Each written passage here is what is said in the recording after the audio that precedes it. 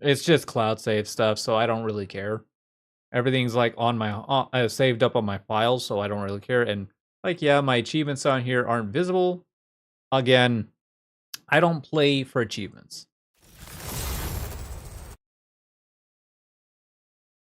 I play to enjoy.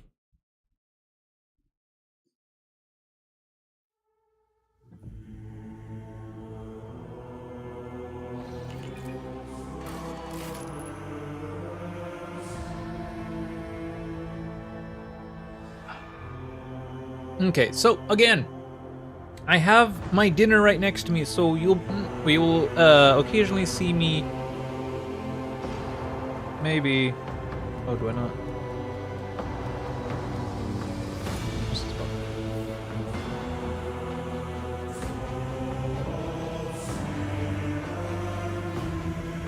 Oh, okay. There it is. You may see me occasionally like pop off screen. Ooh.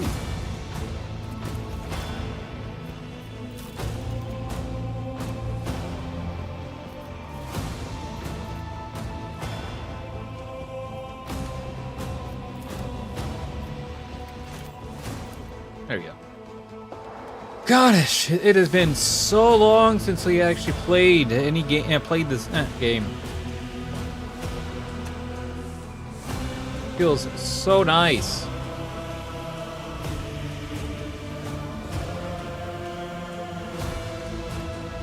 I just gotta remember where I'm at. I think I was attempting to travel up and get somewhere.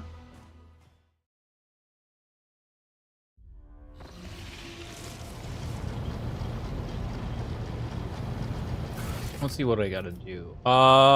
Wait for a calculus. Okay, so I still gotta wait for this. Honey grounds, somewhere. Okay, so I need to go and say hi to Winterscale. Currently, I'm making my way up to where, though? I think I was working on...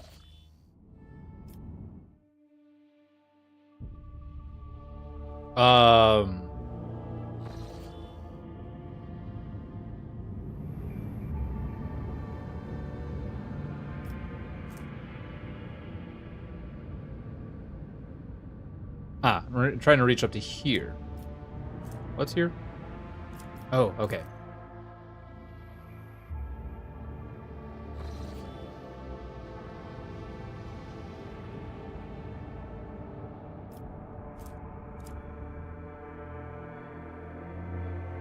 As always, make a hard save and then take a go take a look.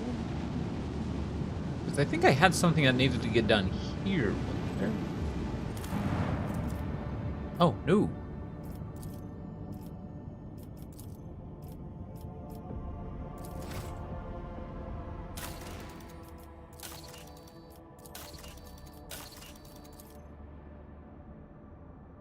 Okay, alright. This I need to work on. I got nothing else there. Nothing else there. Nothing else there. Okay, so it's just Janice I need to work on. Oh, wow.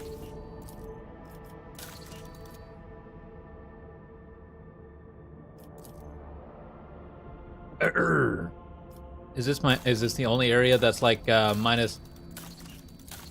Huh? Yep. This is the only area where something's not at max complacency.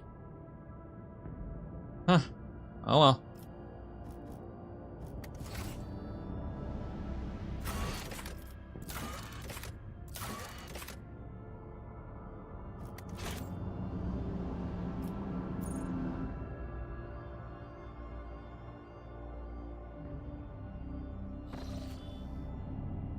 Alright, so I suppose I could Heavenly Chariot. Okay, so like all these rumors stuff, I'm not going to worry about them.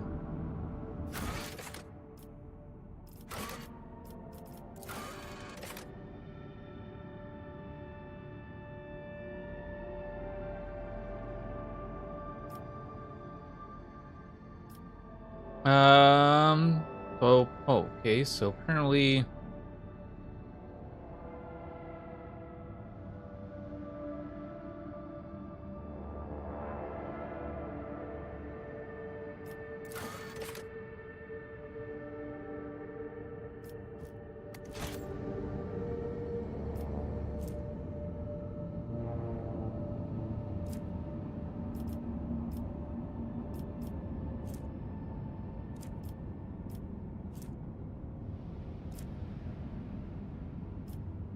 Oh.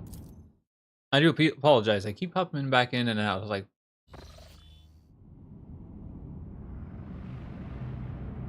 What? Travel to Dargonis in order to assess the situation on the capital world. Wait. Isn't Babos the capital world?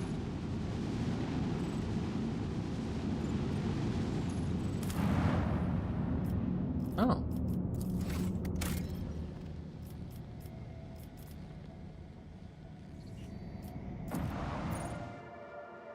Interesting.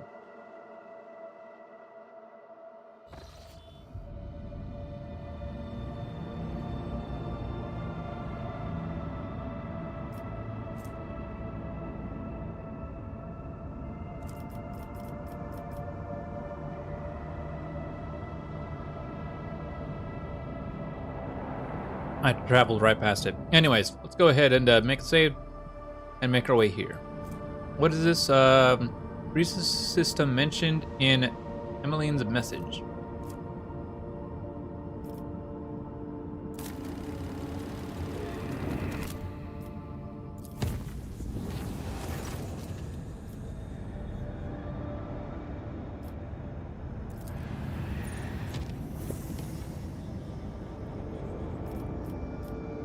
Boop.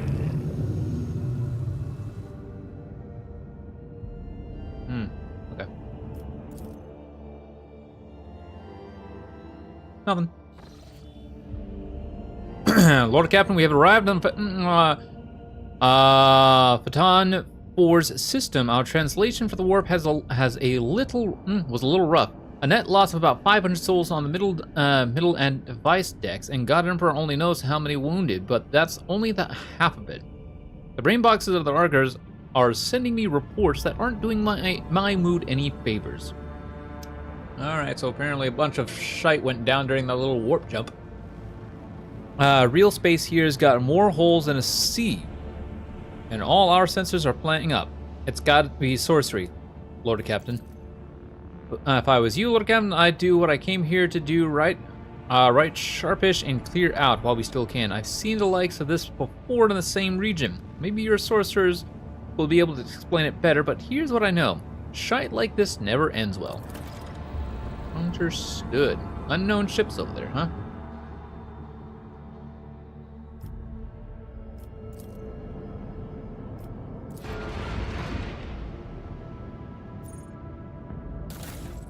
Alright.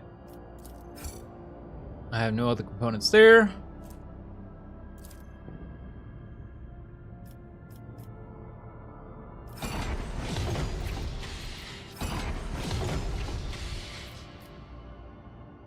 And one more for good measure.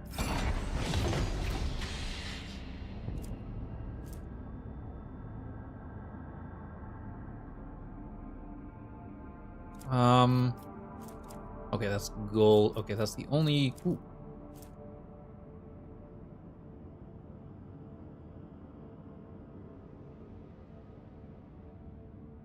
A meter-inch lance, weapon dealing...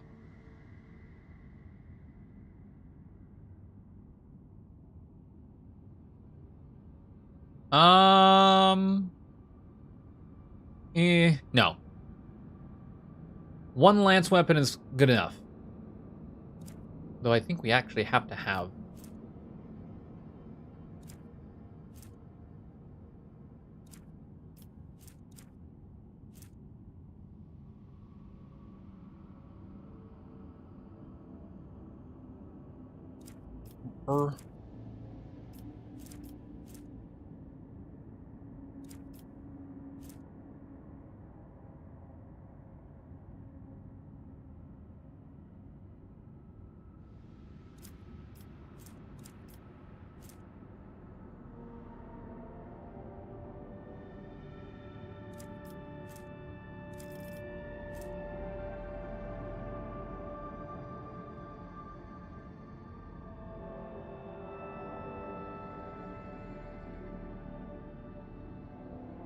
This plasma drive provides 13 speed along with strong acceleration and braking.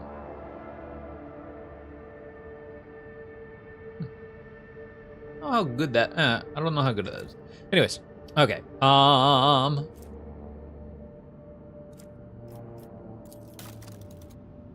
Don't need to upgrade. Post. Make sure everything's stocked. Yep.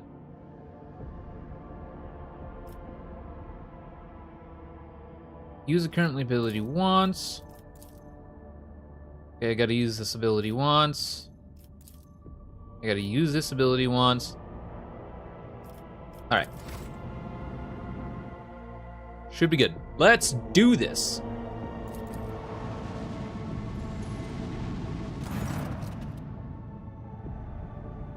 The surface of the stars shimmers with a myriad of hues. The dance of colors fascinates any who dare glance at it. The playful colored patterns appear. Oh, dear God. Oh dear. Appear on the vessel's augers in a wide variety of spectra, from infrared to ultraviolet. Every voidsman knows that such emissions are dangerous to organic matter.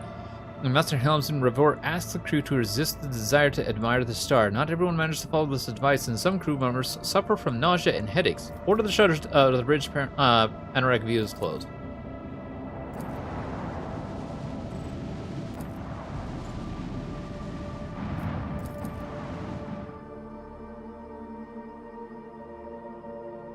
Let's see what we got.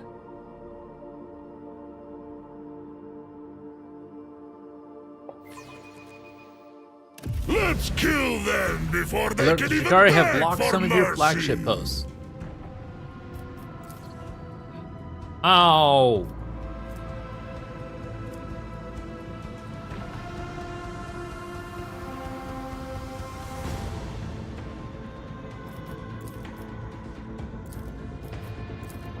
Okay, that big one's got to go first.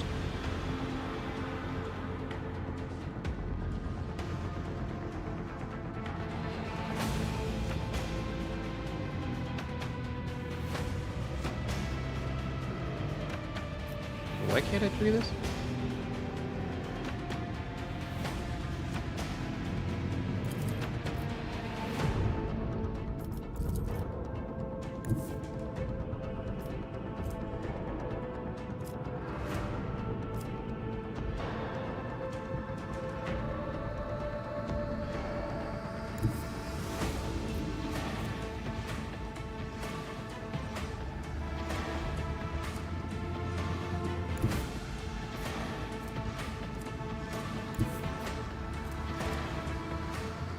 Gotta go one more to be able. Nope, nope. Right here. Oh. Right here to be able to see them.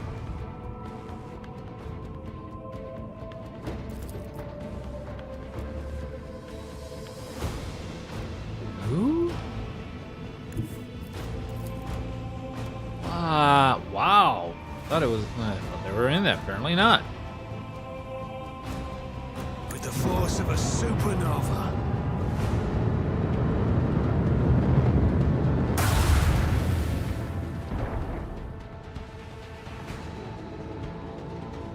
Nice.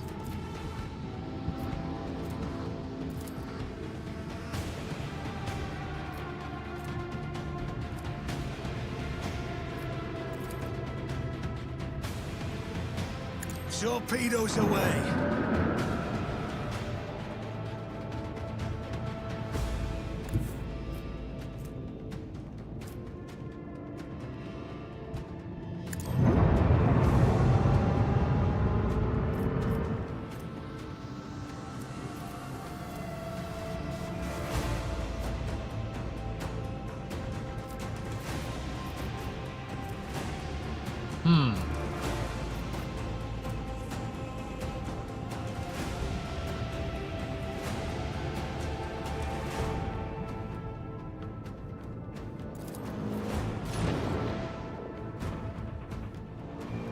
Oh, I probably should have done that first. Oh well.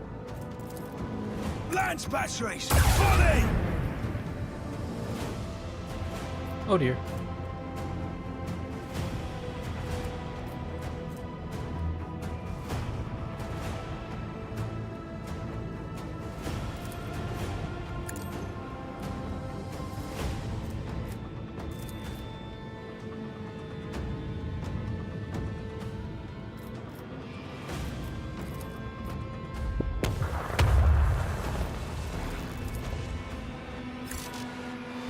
really?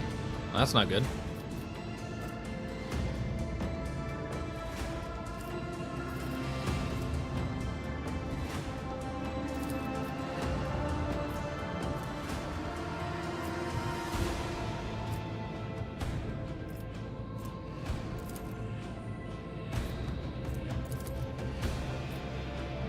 Boop.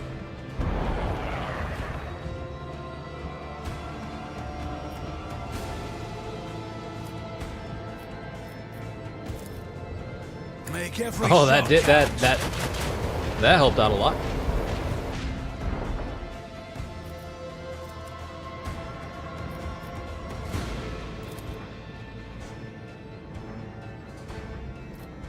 We'll go with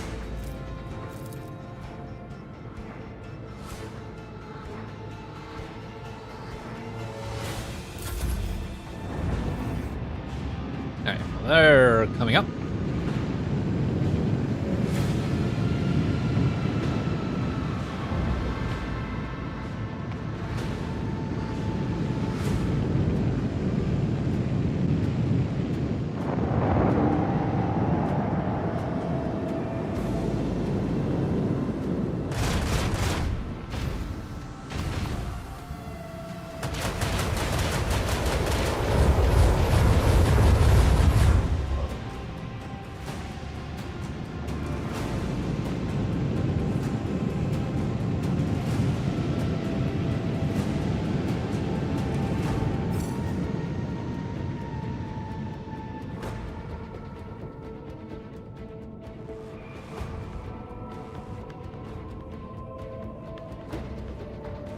Okay.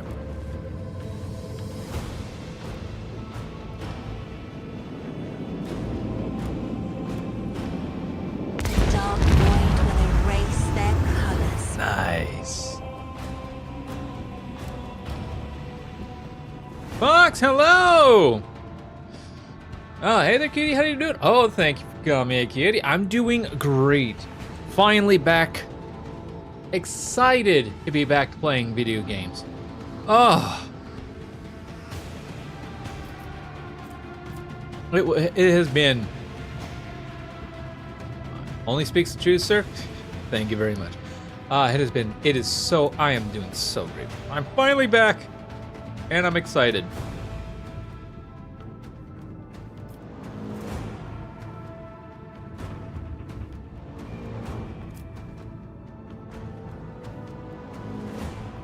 Let's see. None of my guns are gonna be able to hit it.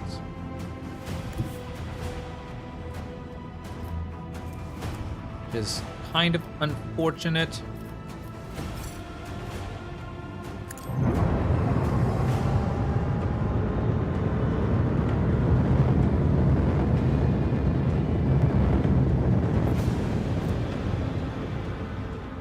Okay, so 1, 2, 3, 4, 5, 6, 7, 8, 9, 10, 11, 12 squares away from him. This would put me up only 5. Only 5 squares.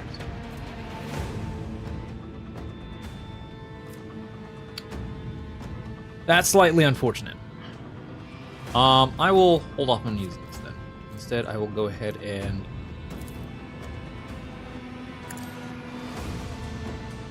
shape this way.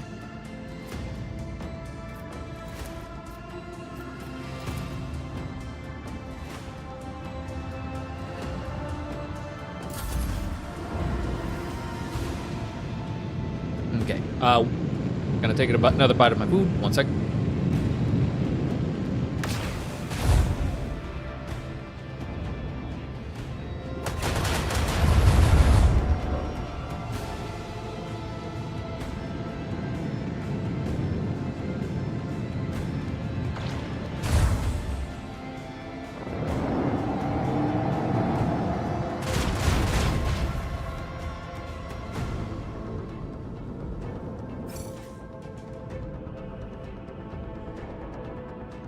Okay.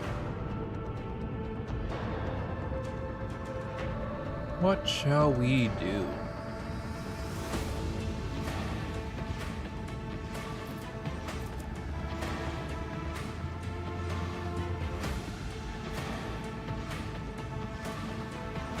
Well.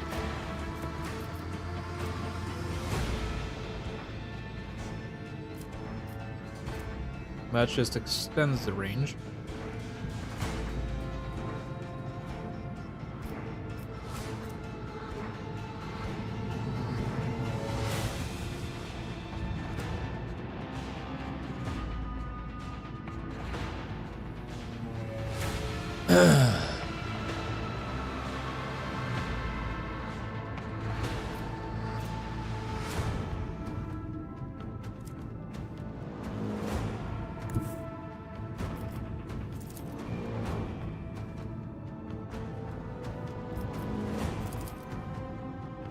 Fire at will. That's not what I meant to do, but okay.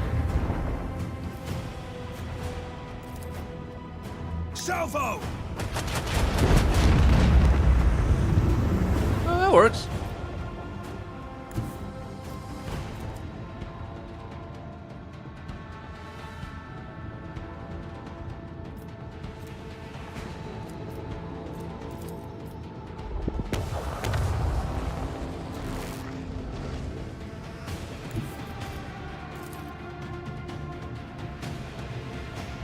With the force of a supernova.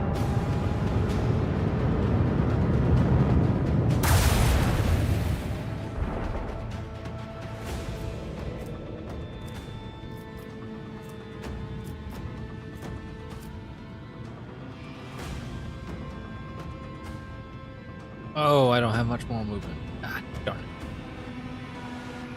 Ah, darn. Let the void sort them out.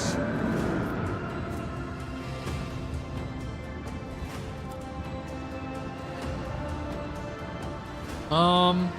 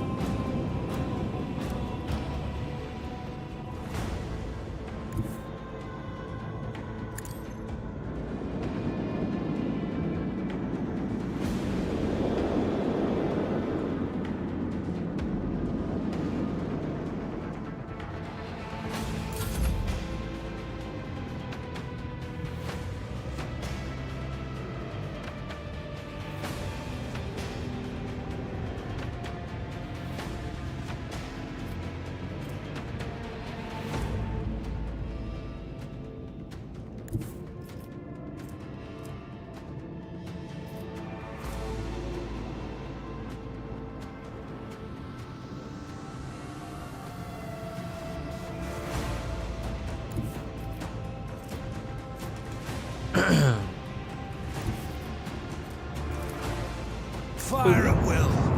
See how that goes. This should probably do.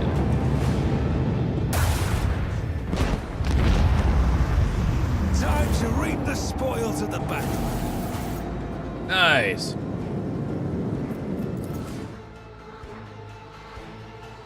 Nice, nice, nice.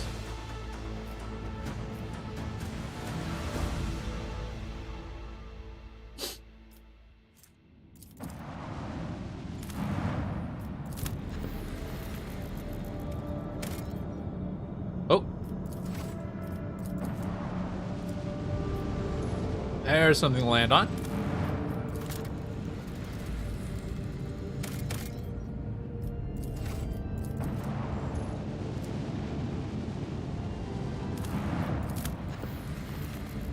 That was straight up like the first. Ooh.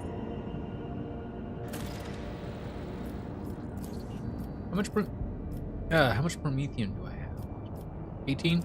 Ah, yeah, sure.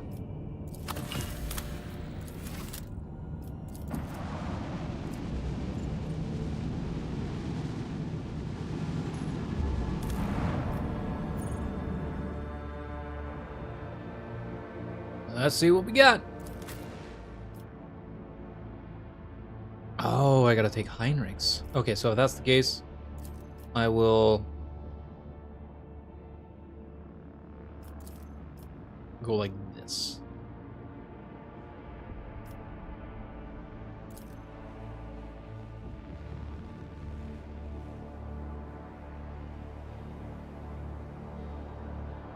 Anyways. Ow! A level up.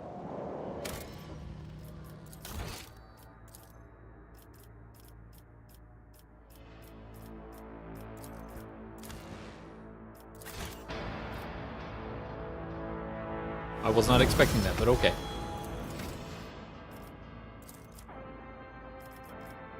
Alright, 1 second, y'all. Need to get some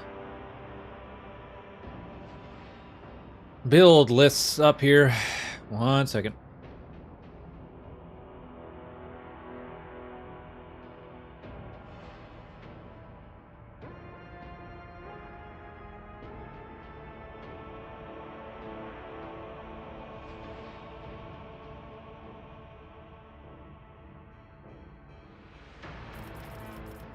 Oh, well, that one's pretty easy.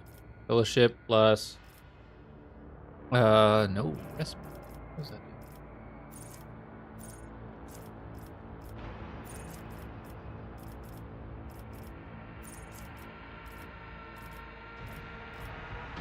Ah, it's no longer on here, okay. High-border characters gain a plus 50% bonus to dodge against the first attack. Helping Hand. If a high-border character starts their turn adjacent to an ally character, that meh.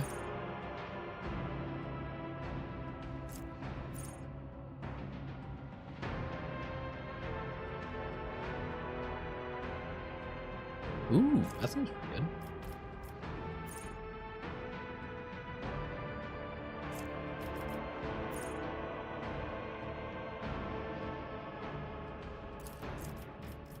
Suppose I could grab that.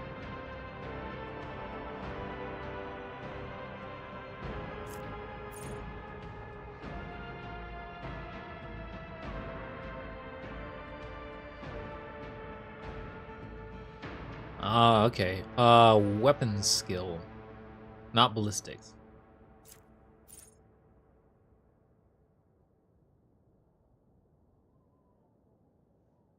Whoa.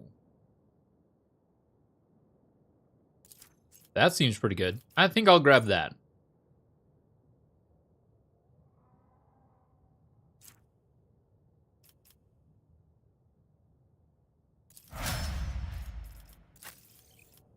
You're lit.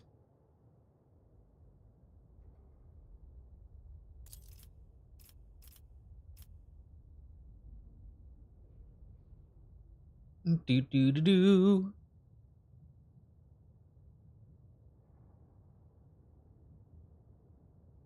Uh-oh.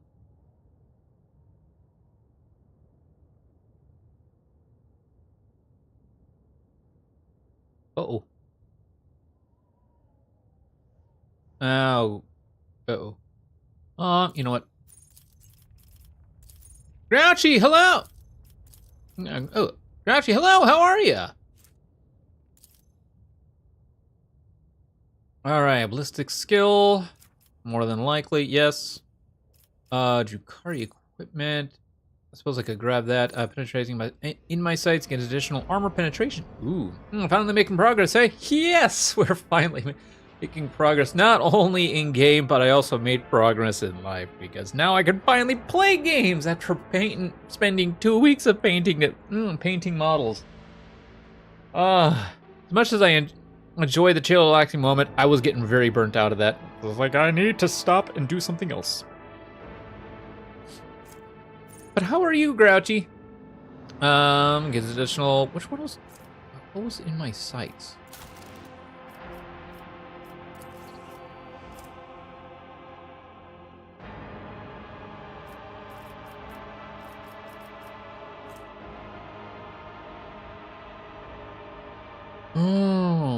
Elder Scrolls 7 will come by the time we are done.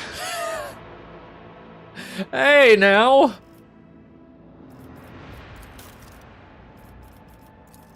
A little rude, but...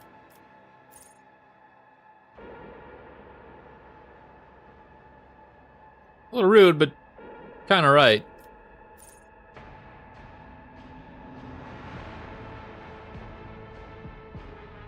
Ooh, that's something good.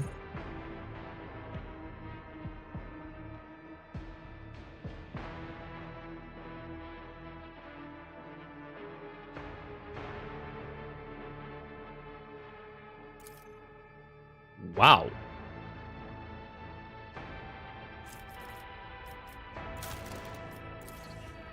What is your int? Minus 35. Must be must be like the int bonus. Hold on. Maybe it's, I think it's an int bonus.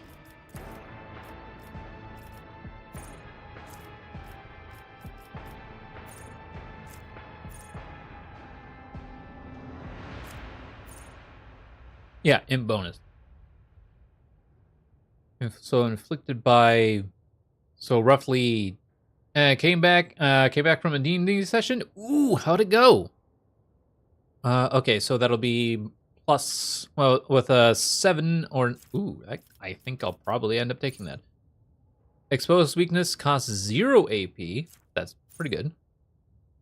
Opera's allies gain hit chance and critical hit chance while attacking targets affected by exploits. That's pretty good.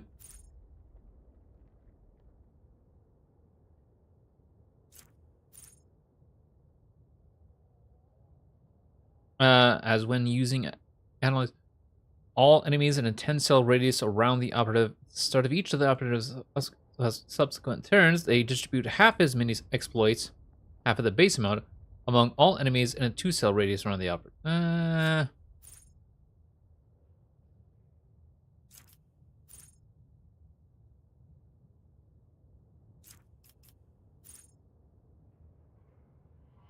Oh, that seems pretty good. Well, actually, you know what? Let's grab the informed hit first. And then on our next level up, we'll try and get things up. Bard died twice. Again. Oh, that hurts.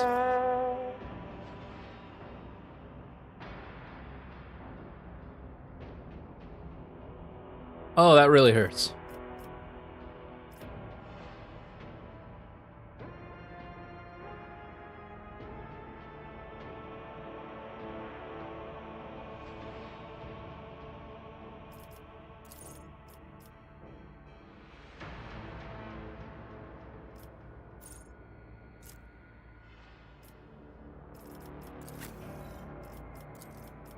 That was weird. Anyways, we want ballistic. And then...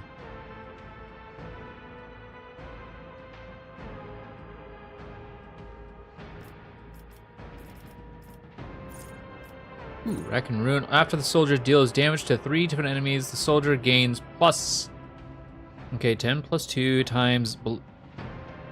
ballistic skill bonus percent more damage for their next attack of the current combat. Oh, damn.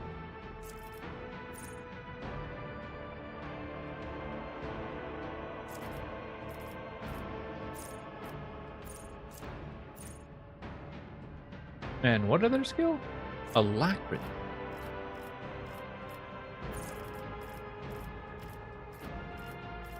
That's not on here.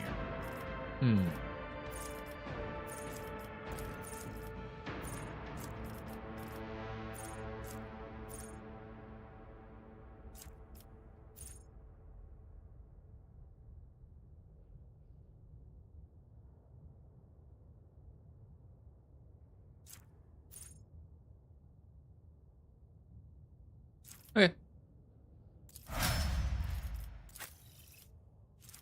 All right,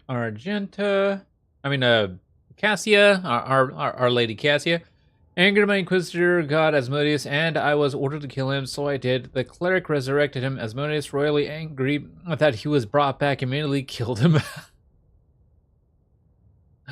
Oh, Grouchy, though, wow.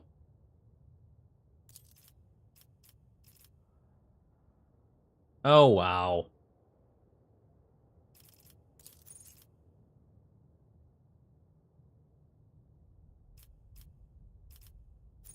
That's rough. Anyways. Huh.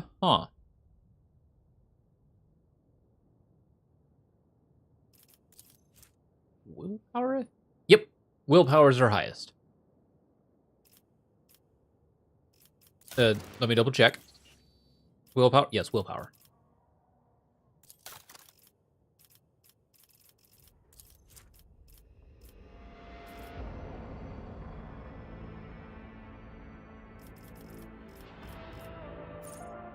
Get back into the fight. Removes 1 flesh injury from the target and heals the target for officers. Get back in the fight. What the heck's that? Hold on, what's that skill?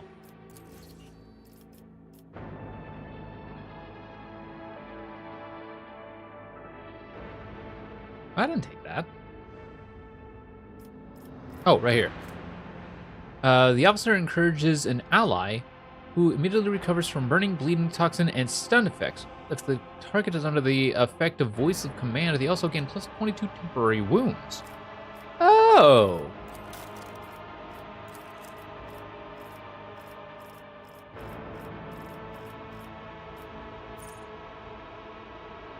Okay.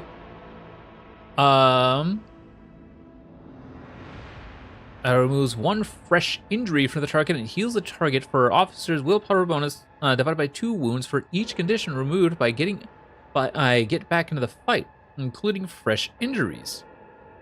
A minimum of officers' opponents.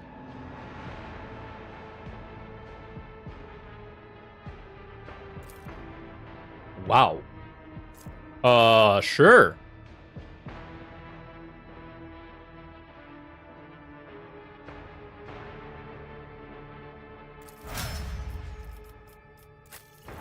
All right, Heinrichs.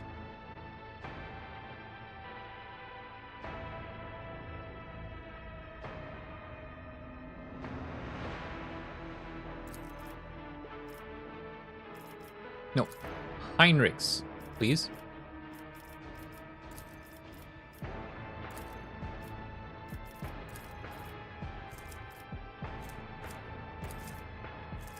What? Oh.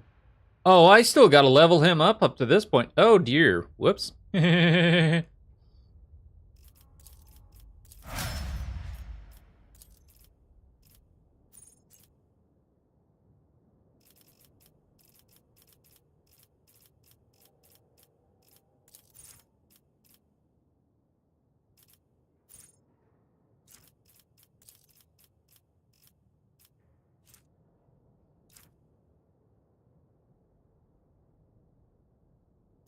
We don't need Lord Xenos. Probably athletics because he kind of is our tank for the time being. He's also respect to the cleric for having the balls to bring the bard back in front of Asmodeus, though. Yeah, I bet.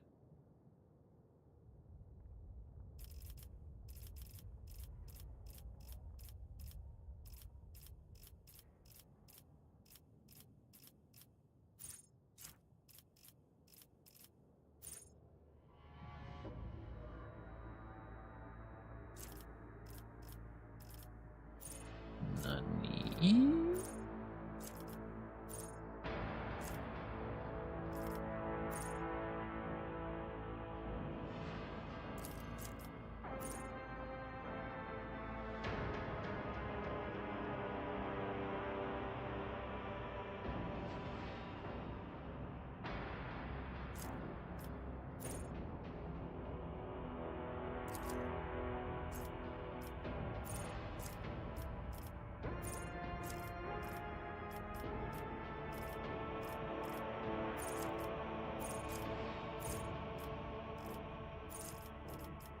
Okay, well, I guess that's been taken out during with. Okay, so.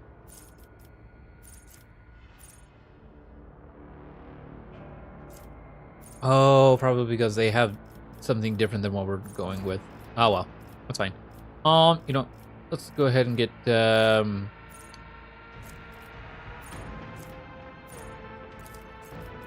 let's get this one.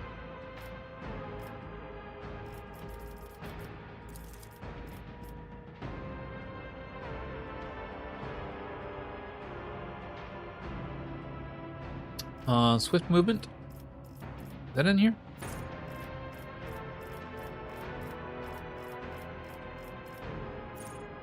Also, how me and my friends lost an honor run. The drugs menace thought it would be funny to anger Blackett.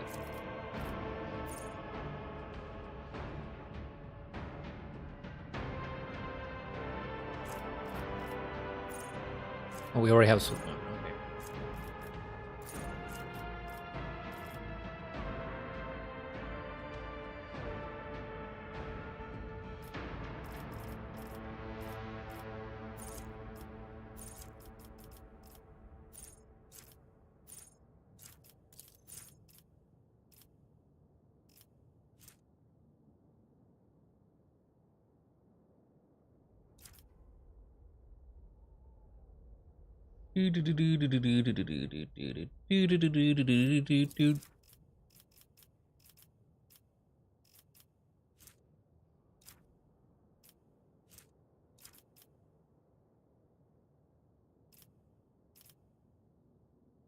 Um.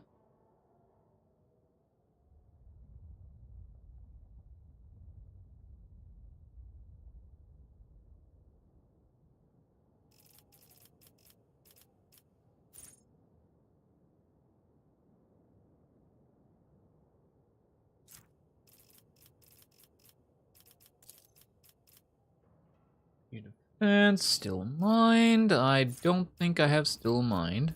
Oh, wait, yes I do. Oh.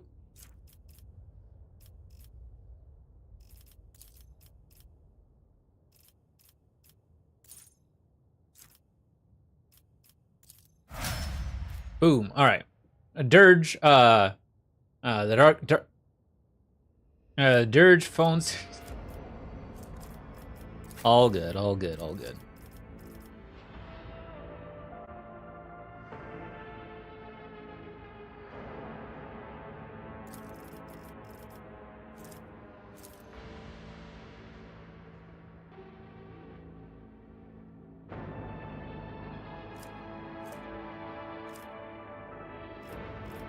What is your highest stat?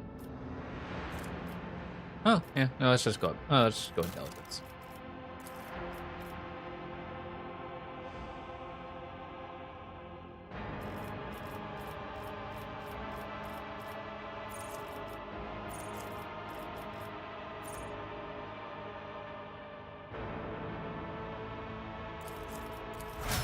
All right, there we go. Done. And now, to take a quick bite of my food.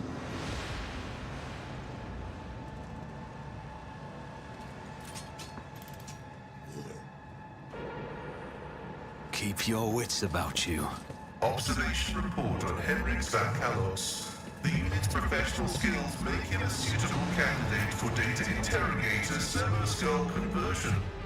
I am proposing... I will have to decline your generous offer, Magos. I would rather keep serving the Golden Throne with my full complement of limbs.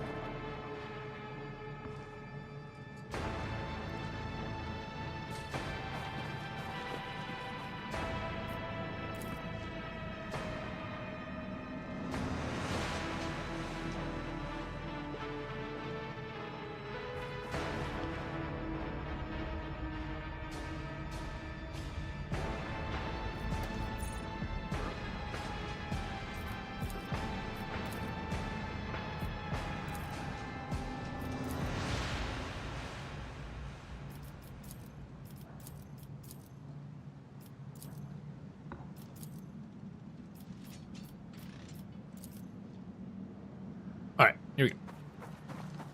I always keep my options open. Ah, you came to rescue us. Praise the God Emperor. It reached you. The sorcerer's message reached others like him. May he rest in peace. We are most honored by your presence. Please come forward quickly out of the darkness. Those creatures come for the dark, you see, but not for much longer. Not for much longer. And now you're here, and Mistress Lichtenhardt has already found a way to help us. We need to hurry.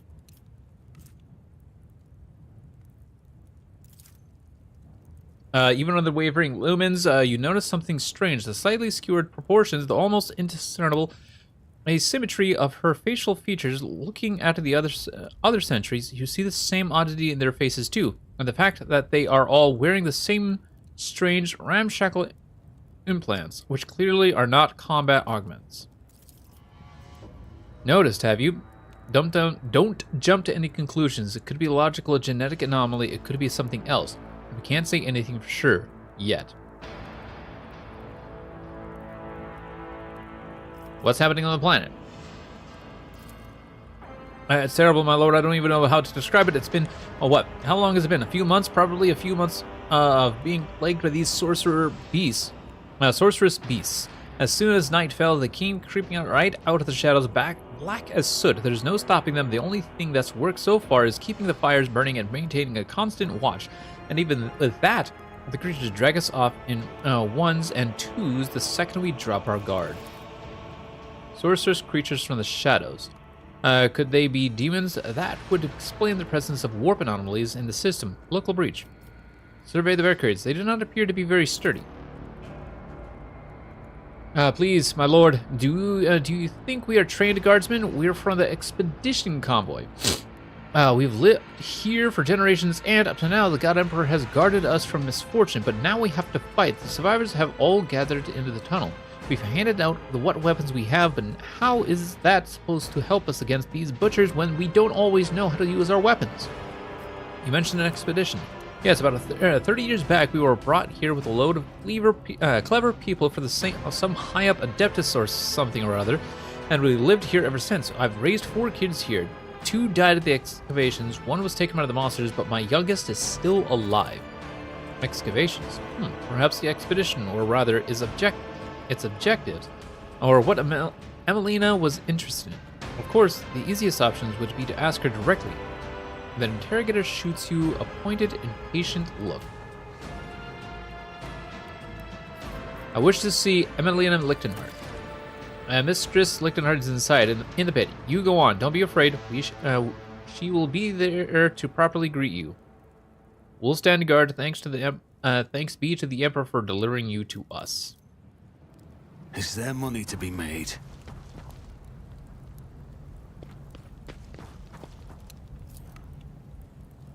Aww. Operation successful.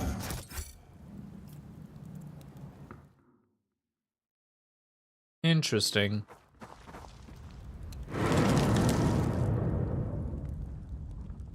That chill, where's it coming from? The creatures, they're coming. Weapons ready, and God Emperor preserve us.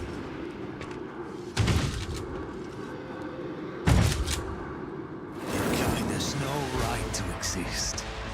Here we go. Oh, we have like, oh, okay. Oh, well, that's, oh dear God.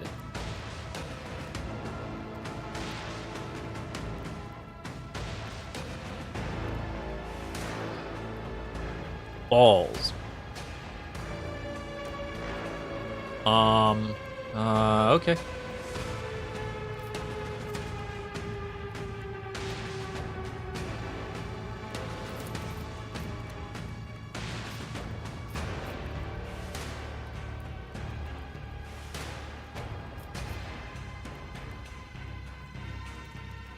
Request approved. Some of that.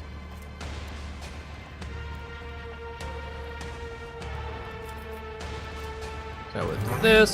Let me go with that. I'll then go ahead and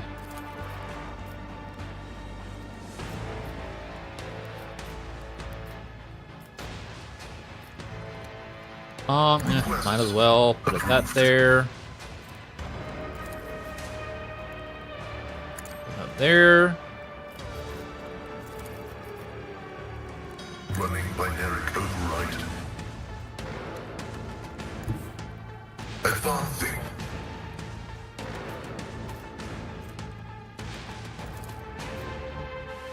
Request approved.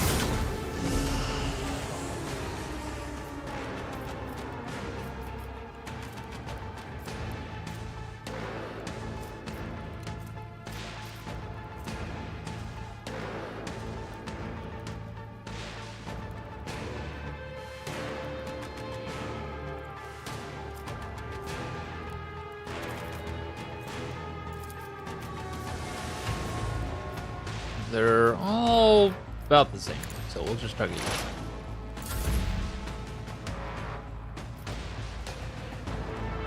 Okay.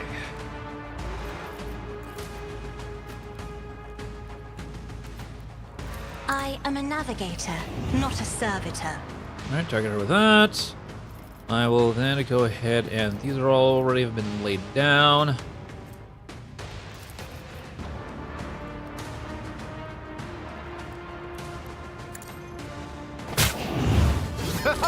That's gotta hurt! Alright, we're getting closer on that end.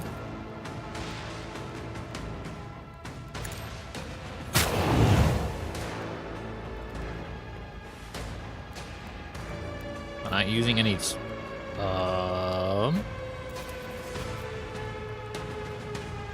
this a job for the service?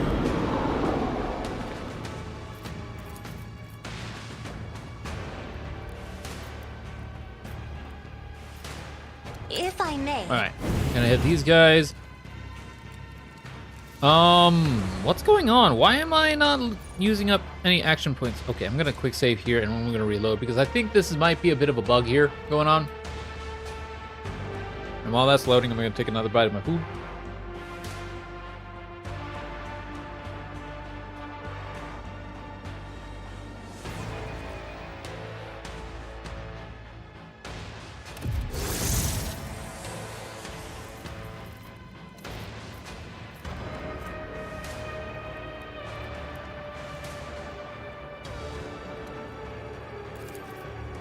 Isn't this a job for the serfs?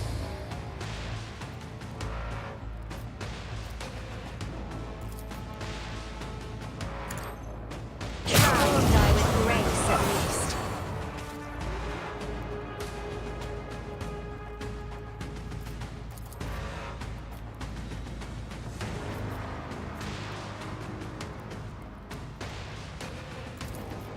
I'll show you why navigators are feared.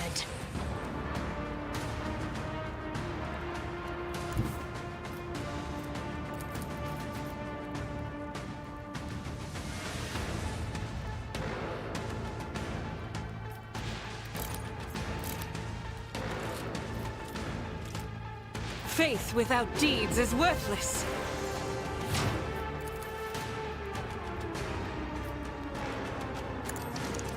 Each strike is a prayer. This is why I was eradicated.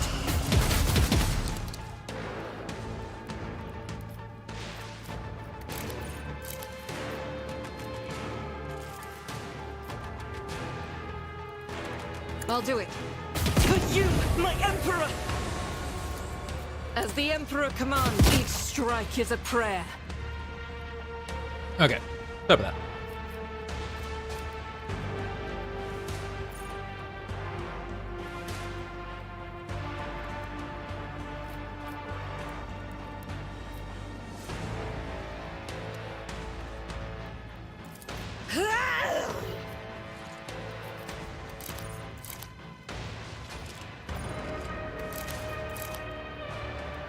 Oh, guess that's still being affected, but whatever.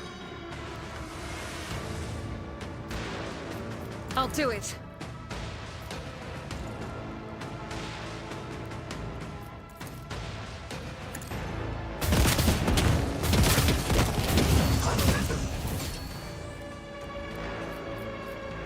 In thy light I stand, and thy Argenta light is still I broken. crave. Faith without deeds, for you, my Emperor. None can escape the Emperor's judgment.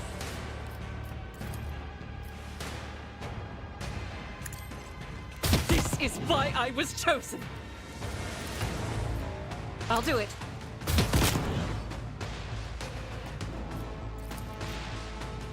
Battle As the Sisters go Emperor hard. Yep. commands, eradicated.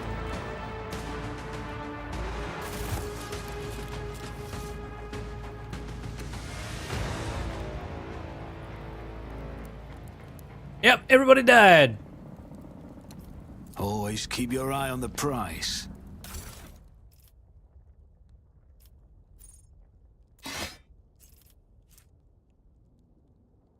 Oh, Drukhari.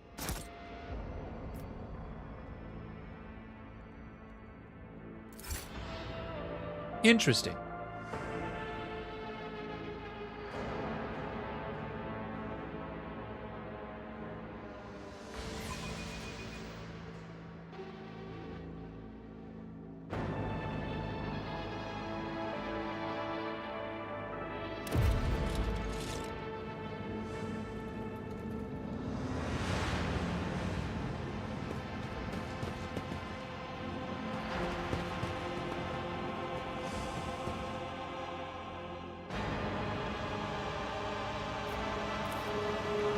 Easily done.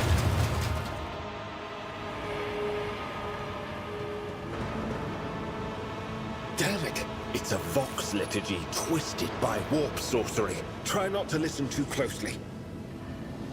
I cannot make out a single word, but the taint that hangs with these sounds in the air is almost palpable.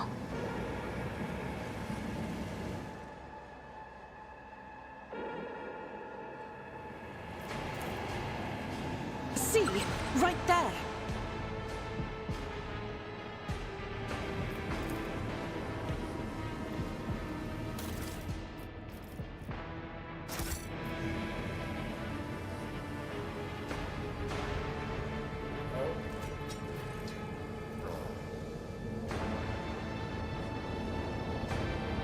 Rush not dawdle.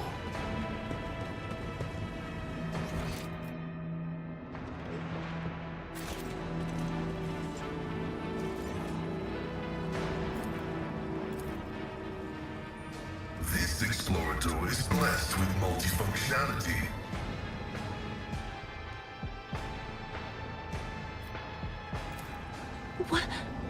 What a shame.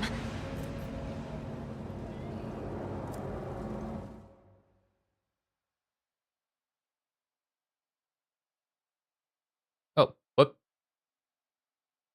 Oh, jeez.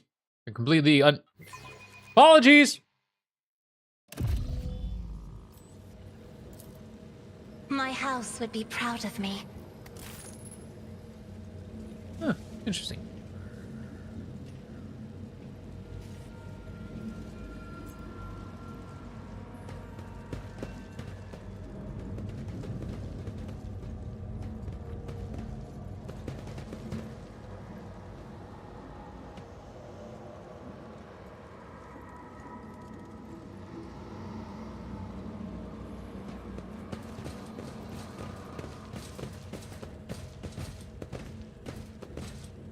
What is going on here?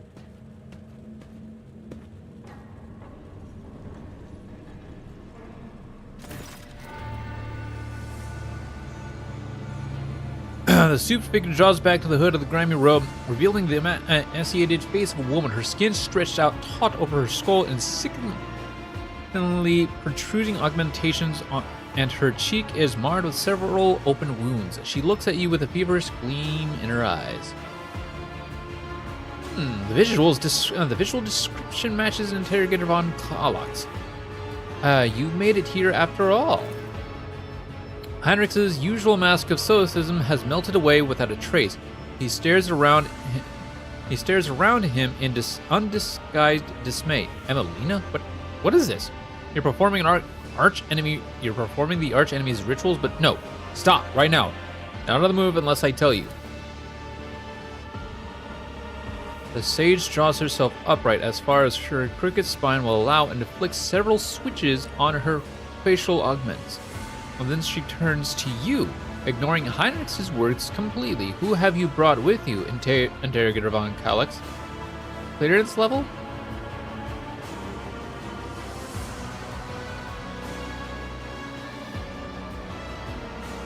I did not hear you introduce yourself, so I see no need to offer my name first. Melita Lichtenhardt draws a breath, making a whistling sound. Hypothesis. Rogue trader, most likely. The rogue trader, Xavier, has taken such an unusual interest in Von Valancius, traitor to the galactic west of... Oh, dear God. I brought the help you requested in your message, Emelina. A void ship under the aegis of the rogue trader. I tracked thousands of people and megatons of plasteel and ceramite through the bowels of the warp, and for what? To discover that you have sold yourself to the archenemy? You are drawing conclusions based on incomplete knowledge of the situation, interrogator von Calyx. Your judgment is impaired. Heinrichs, why is Emelina addressing you in this strange manner? I expect that Emelina has chosen to seal the memory block containing data of personal nature. She does this whenever she is concerned that someone might try to extract information about Calcazar's quarter from her. Sigma Prosperity. The remnants block you are attempting to access was repurposed. It now contains knowledge of the rituals performed by the shamans of this place. My standard working memory alone was insufficient to record all the nuances I uncovered in my research here. Heinrichs looks as though he has been punched in the gut. Emelina, you deleted the data about all the members of the Calcazar's unit? You wiped us all? Well, of course not. I retained the portion of the reminiscence blocks data relating to the operation and significance of the Lord Inquisitor's unit. That is how I was able to recognize you, Interrogator von Calyx. What happened on Phaeton 4? I came here on the supreme directive of the Lord Inquisitor. An Adeptus Historica mission was established on Phaeton 4 to study the origins of the civilization that once inhabited the planet. This world was once settled by humans.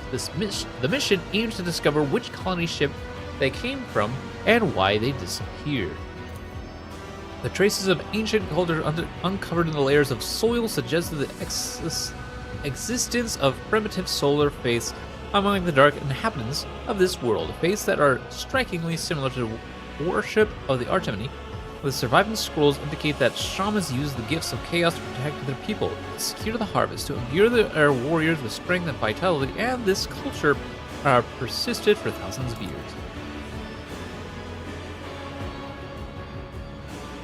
I was cataloging data when the attacks began at one of the remote outposts. I immediately recognized the enemy by their tactics, Drukhari. They chose an unremarkable, defenseless world where night lasts half the year. By the time 5 outposts had been swallowed by the darkness, the last astropath had been torn to pieces, and many calls for help sent to Calcazar's unit had gone unanswered. I realized that no one was going to save these people, or this knowledge, and so I put the knowledge to use for the good of humanity.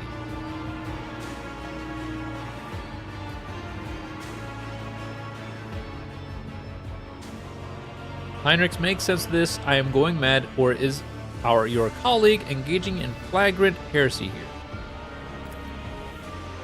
The notion of heresy is hardly applicable. Oh, your influence has made Heinrichs more merciful. Applicable to people in our line of work, Zircon. But you are correct about one thing. Emelina has crossed the line that separates a servant from the Imperium from a deluded Chaos worshipper. I'm sorry I asked, but what are you trying to achieve here? Emelina, the ritual was interrupted. What is it supposed to do? It will rid this world of its half-year-long night and the mandrakes of their total advantage over us. It will force a new heavenly body, this one of human making, to rise above the horizon and illuminate the dark side of the planet. If the ritual works, I will have mastered the secret of forging a new sun. This is madness, pride and monsters, aggravating heresy. What happened to the people of the world? Do you mean that you have discovered a ritual to create a sun here? Buried under silica and granite are knowledge and resources that could repel the enemies of humanity. We are too afraid of anything labeled prohibited. My memory contains thousands upon thousands of pages from manuscripts, tomes, and scrolls. Contact with any one of these is supposed to guarantee instant death, but the preachers who claim this are liars. I am living proof of their falsehood. What happened to the people of the world? All of the survivors are here in this tunnel. The rest are dead, or worse than dead. They are into the clutches of the monsters from Comoro.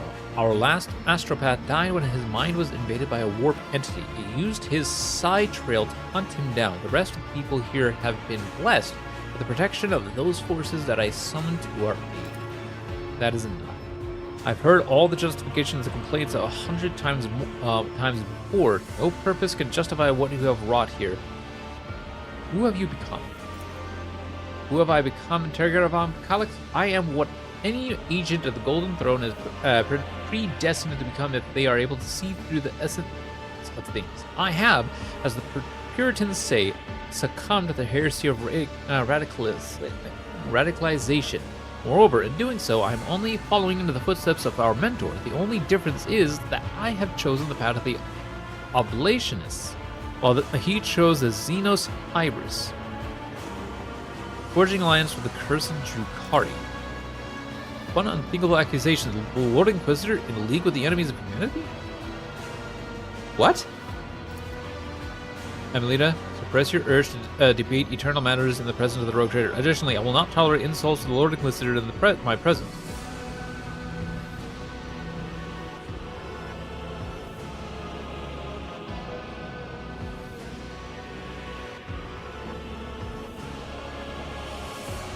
Xenos Hybris? Oblationism? I have no idea what these things are. They are the names given to philosophical ideologies practiced by agents of the Golden Throne. They have nothing to do with the current actions are being driven by the philosophy. Interrogator von Calix, mine, yours, the Lord Inquisitor's.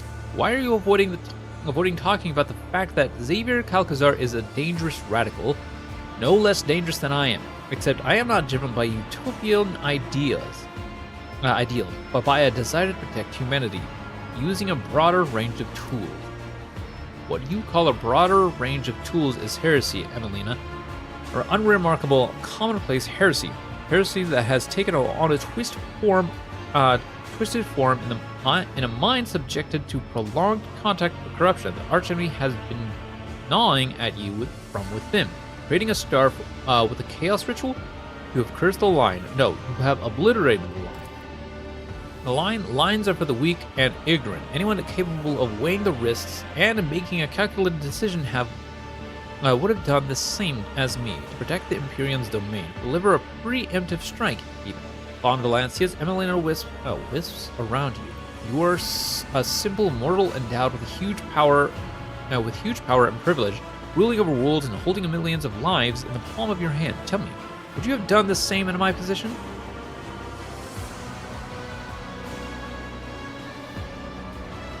Wonder if Xenos got her? Probably. I don't doubt it. I don't doubt it at all.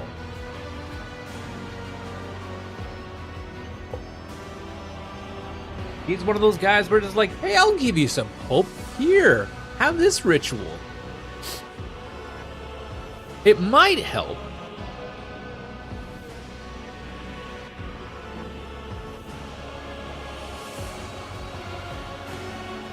I would not have made the same mistake.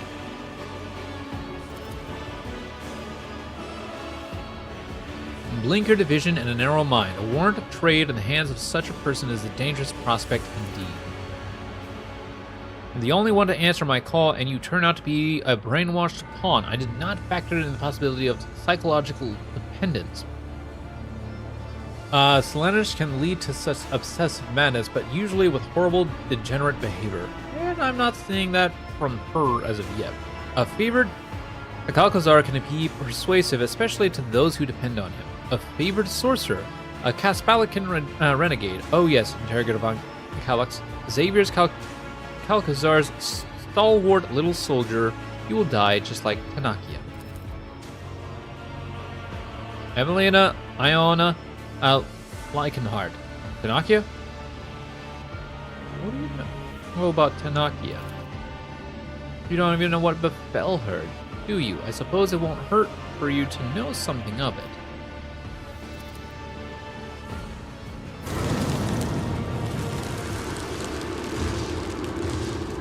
What's going on? Oh. Well, to combat! The beasts, they're here. The ritual must be completed. The preparations must not go to... We need to block all possible approaches. Light. We need light to dispel the shadows in the corners. Challenges make the spoils that much sweeter.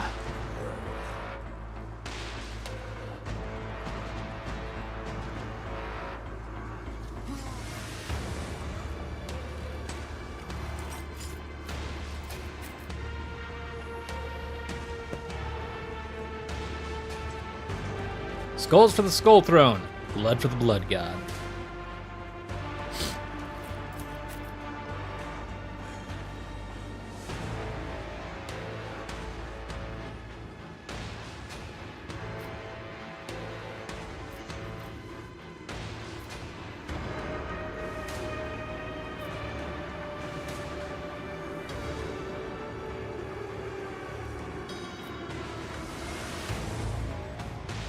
Nothing else in there.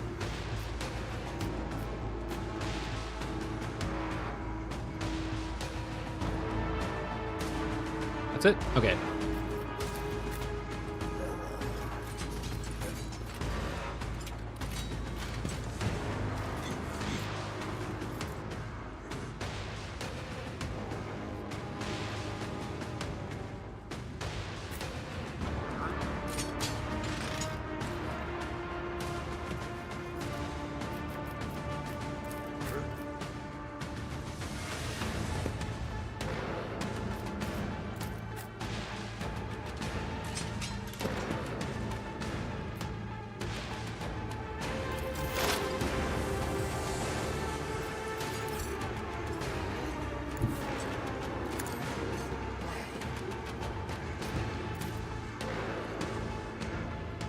All right, there's that.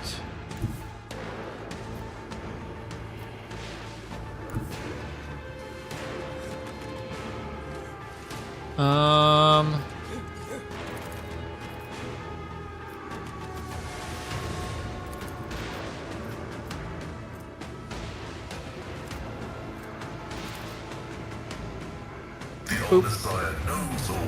Comprehends all. My vow is to serve.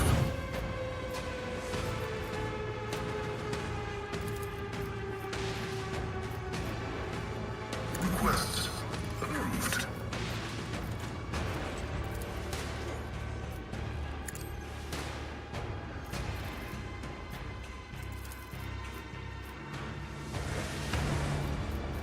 The scriptural prognosis is favorable. And from here, that's about as good as I'm gonna be able to do there. There's, okay, Cassia.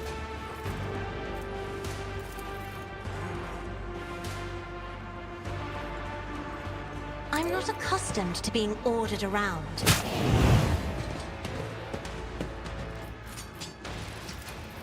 Me, if you insist, Lord Captain.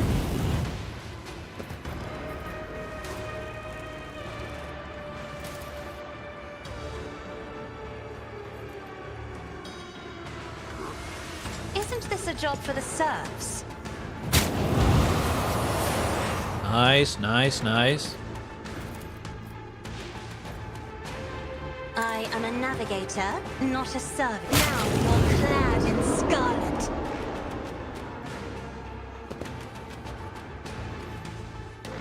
Nice. Damn. Okay.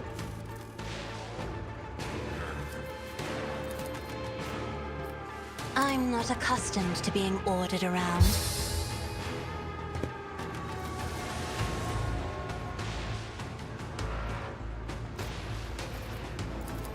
Me? If you insist, Lord Captain. There's literally only 2 enemy units left. Okay. If I may.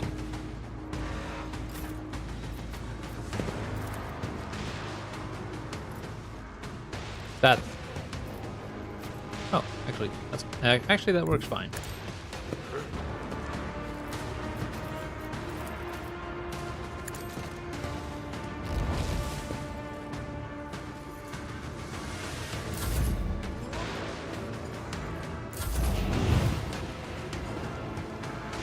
Reading damage to Vulcan.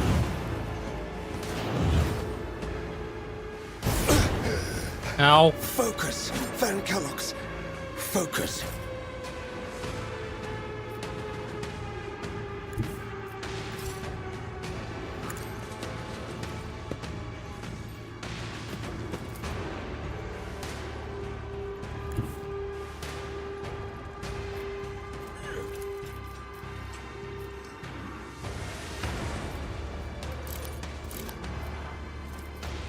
Doubt is for the weak.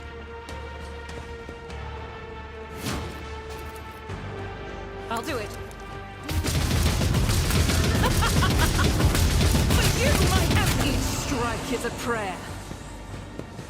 None can escape the Emperor's judgment. Nice.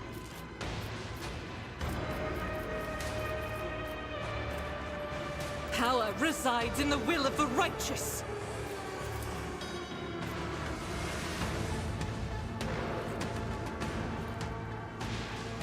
Oh.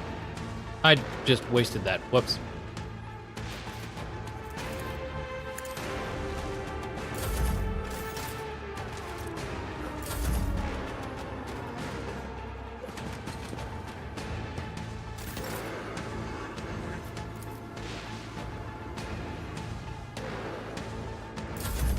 High momentum.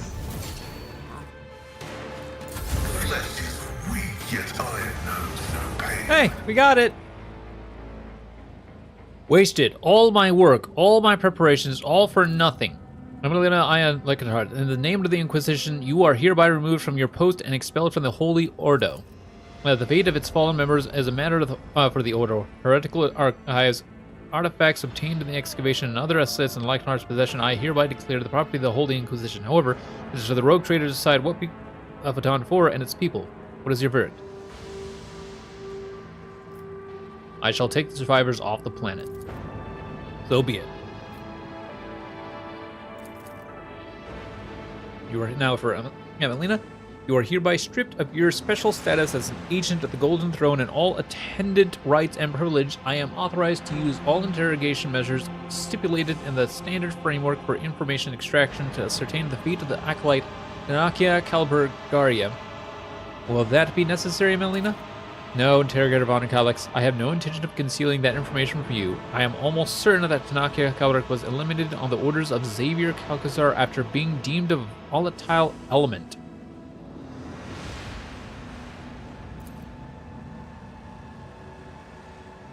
You're lying.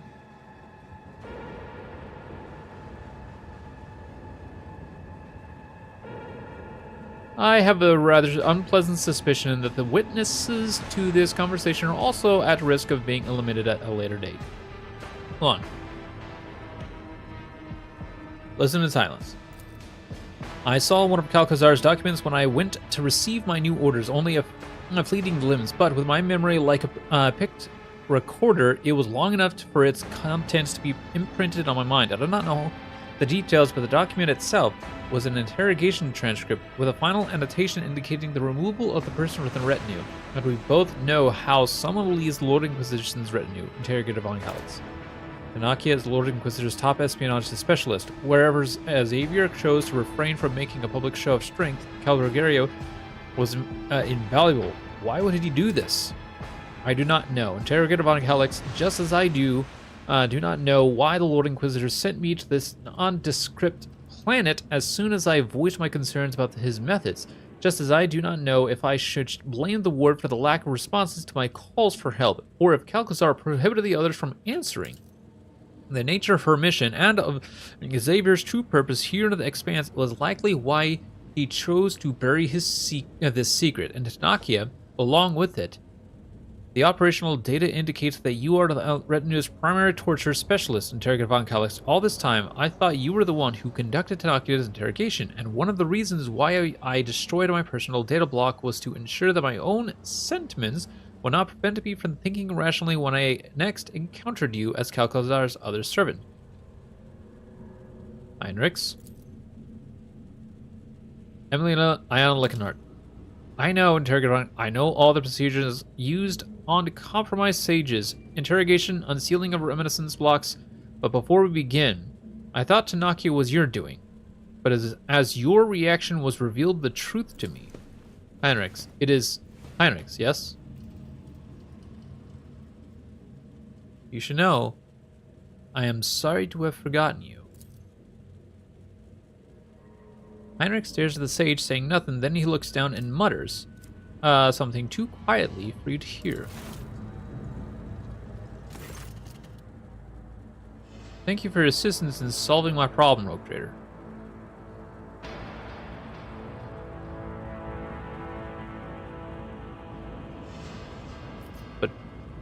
Why?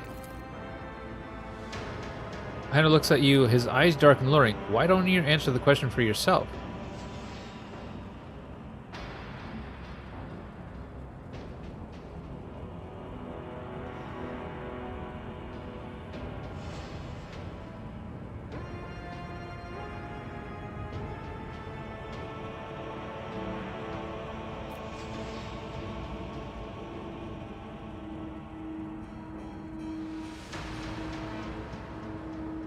Because you did not want her to be subjected to your standard procedures at yours or anyone else's hands. You really think my actions are driven by such sentiment? Heinrich studies you intently. His face is difficult to read, but one of his eyes spasms briefly just before he turns away. We are finished here. The planet will be designated unfit for the further use. The risks are simply too great. It will take a few hours to deal with the excavation site and what the diggers found here, but it will not delay us. When we return to the ship, find a minute to speak with me.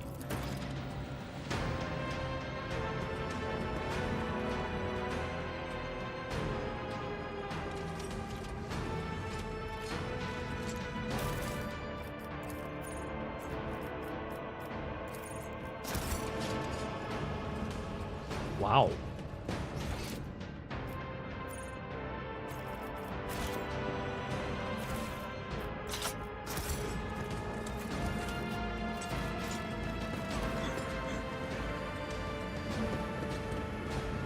I might have made miss. Did I make a mistake? Rise to the top or get left in the dust.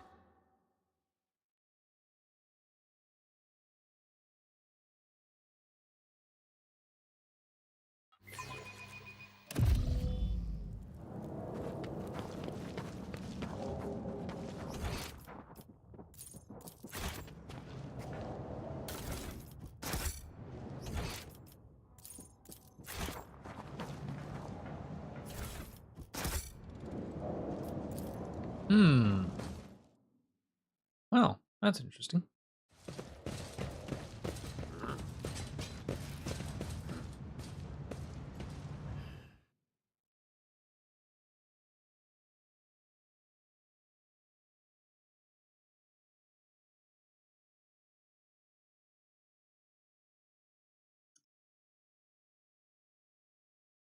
I might have made a mistake on picking which of the conversations it was, but at the same time, it might have been true.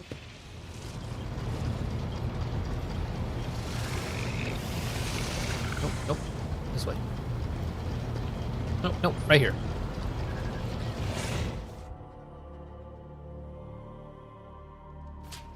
Lord Captain, I thank you for your assistance with my mission.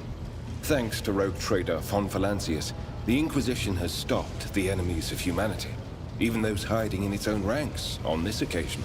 I will no longer be making any claim on your time or resources. Everything Emilia said about Calcazar, should we be concerned about it? It is dangerous information, but you are already too deeply involved. In the Inquisition, there are two main philosophies: Puritanism and radicalism. The adherents of the former are conservatives who strive to follow the letter of inquisitorial doctrine in all matters. The radicals are more pragmatic. They believe that the end often justifies the means, and they use tools that a Puritan would condemn as heretical. Emelina used the powers of chaos to gain the upper hand against Xenos. I touched a cogitator built by cultists to learn its secrets. None of us is pure. Xavier. The Craven-hearted say that the career of every Inquisitor ends in either death or heresy. The Lord Inquisitor has borne this burden longer than any of us. It would be naive to think that he had only ever used Puritan methods, and even more naive to suggest that such methods have in any way weakened his loyalty to the God Emperor. And that is all I will say on the subject.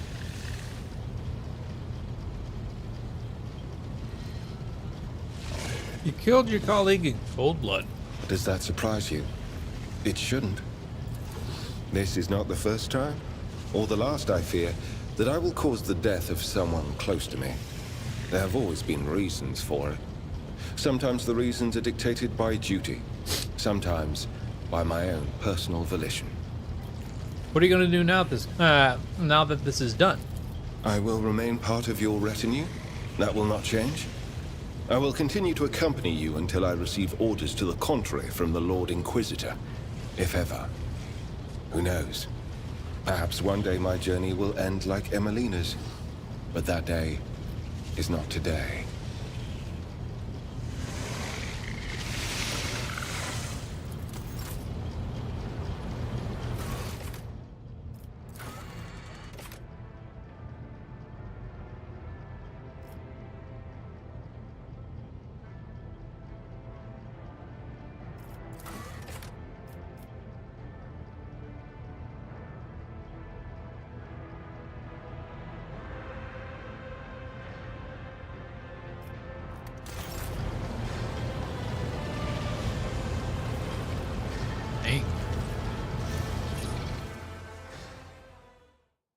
Alright, so basically we now have reached as far as we can go in all directions.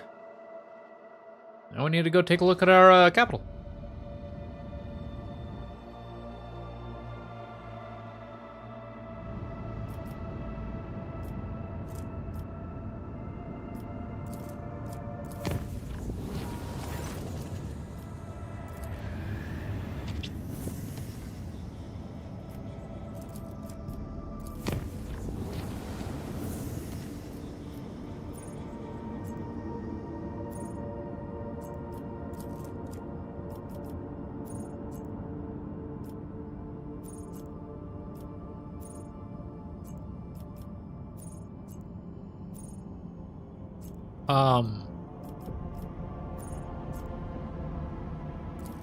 There we go. Jesus.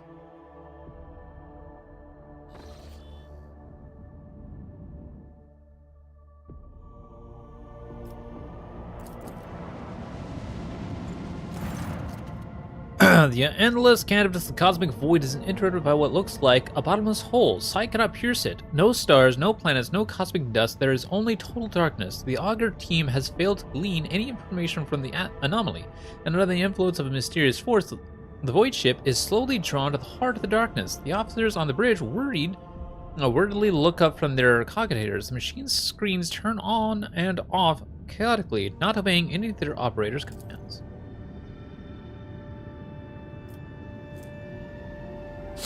The walls of the bridge, crew silhouettes, and the ship's holding machines tremble and stretch out before your eyes like rubber bands. Alerts of malfunctioning calculators, maddened chronographers.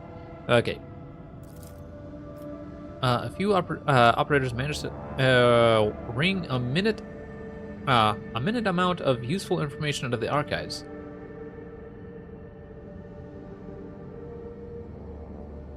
Such anomalies are extremely rare, randomly appearing gravitational wells which connect different points in space. Direct the vessel. The closer the vessel gets to the hole, the faster it is pulled in. Thousands of people on every deck are gripped by panic. Their bodies are turned into thin, twisted threads. Ooh, exposing veins. Falling apart into the screws, plates, and bolts. Tech priests continue to offer relentless prayers. Uh-oh. That might have been a mistake.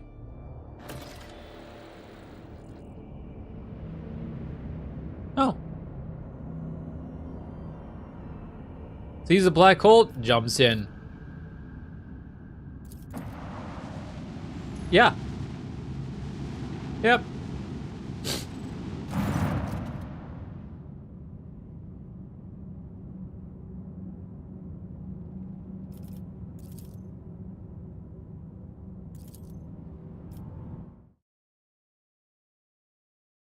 I mean, why not, right?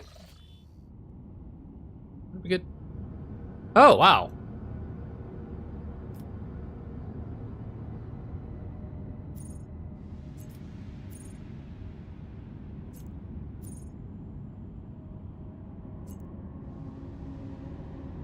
Should have had someone screech, "What the F are you are you for that one?" Right?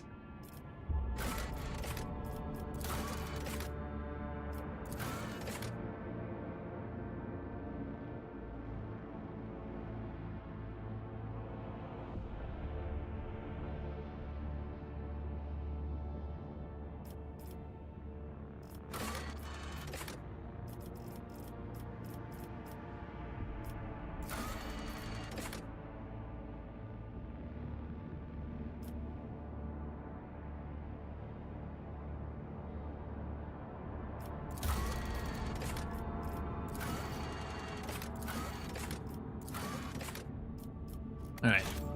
Let's go deal with that.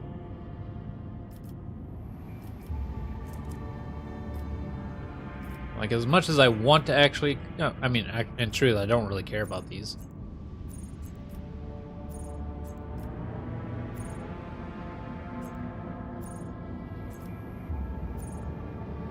Unless this...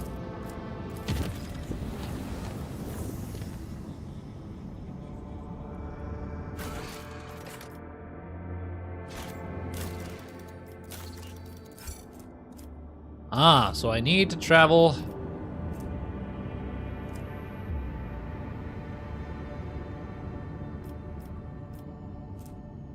back to... I need to travel to Janus. Where's Janus? Ah, right here. And Dargonus is up there. Arg. Down to Janus. Let's go say hi to Janus.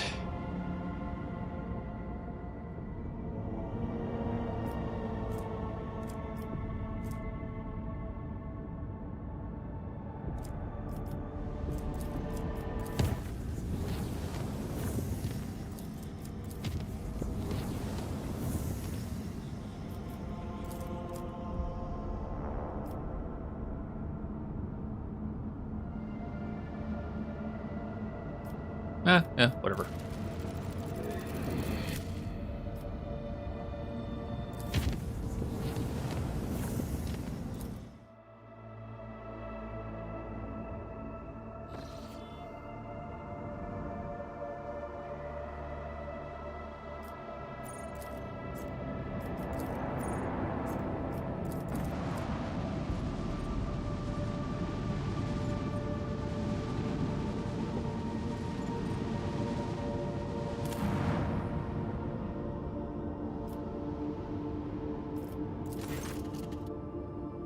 Many of the colony's nobles are losing their firmness of belief in the creed and joining suspicious retrogressive societies, indulging in sybaritism and excessive intellectualism.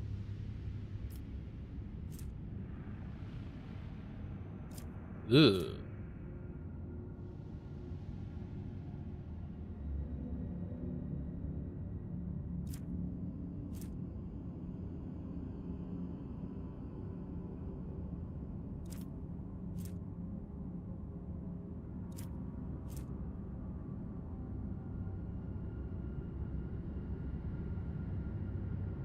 Oh.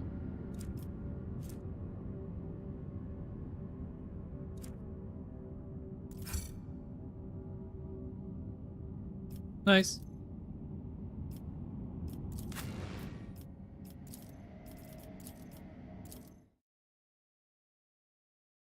I'm just doing this so that way I can get Abelard back in my party and level him up.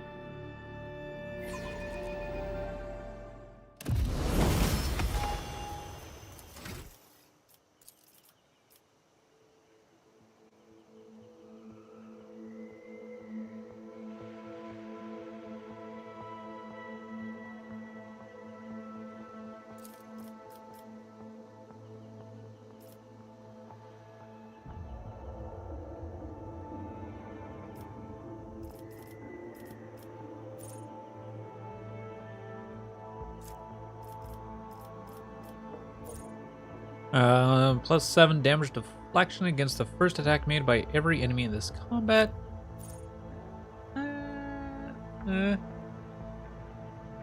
Opening strike. What's opening strike? Charge and push increases the damage of ranged attacks made against affected enemies.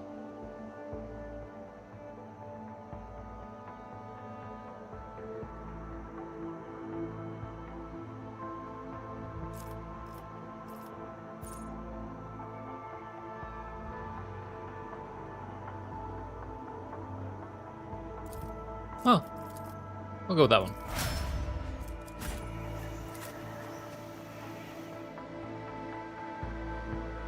We'll go with that one.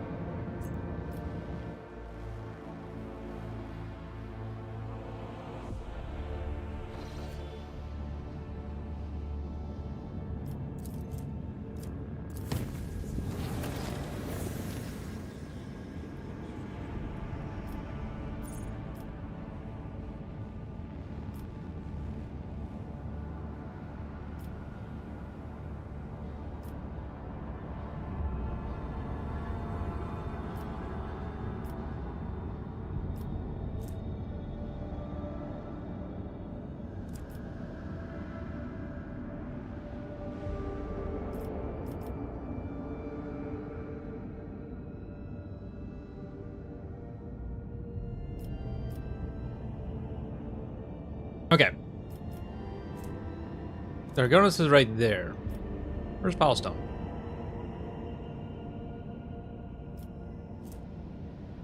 Oh, I'm already there. Ha!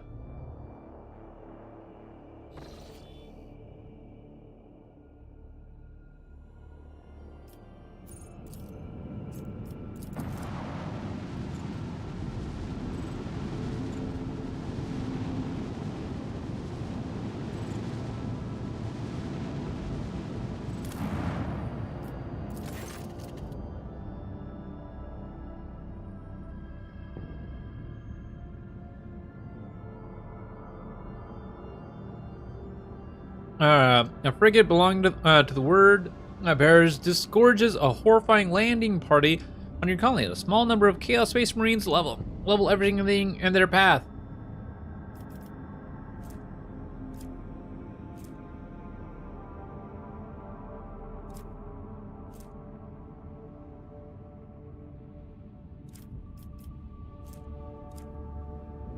Form a militia.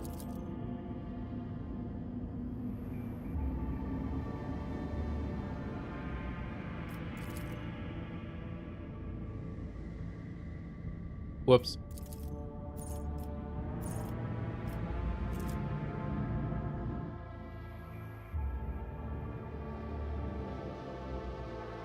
Why'd that go -3?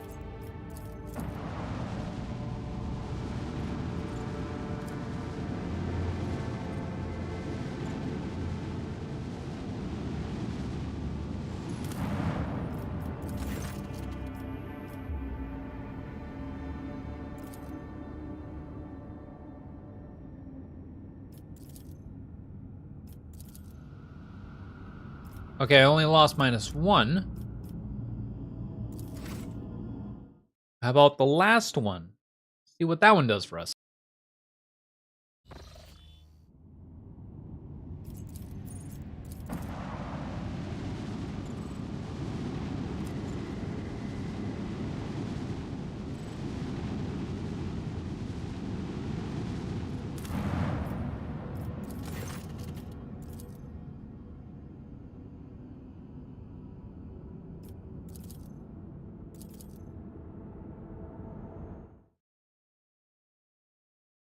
Nope.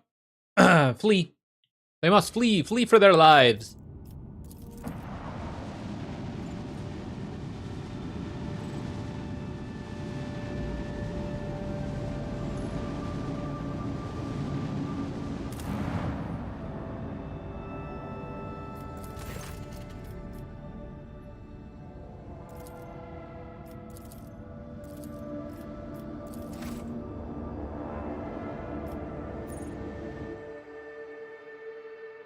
Oh.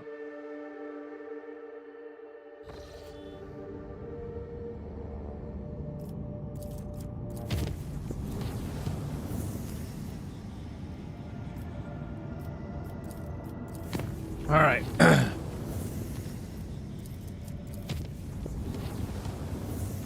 Time to go take care of this one.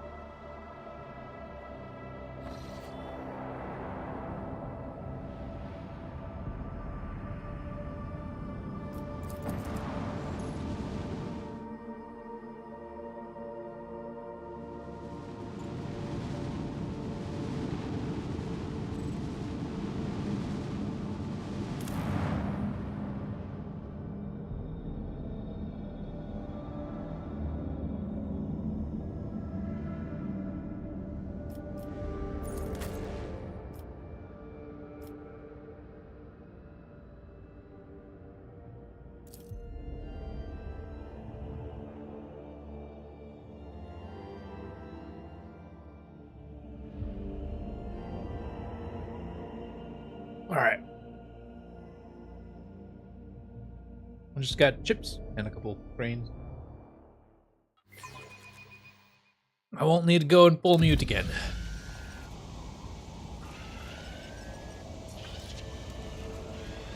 Ladies and gentlemen, please stand aside. No need to crowd around. Governor Jefferson will take care of everything. Oh, what has he done now? This is ridiculous. Such a thing happened right in the Rogue Trader's palace.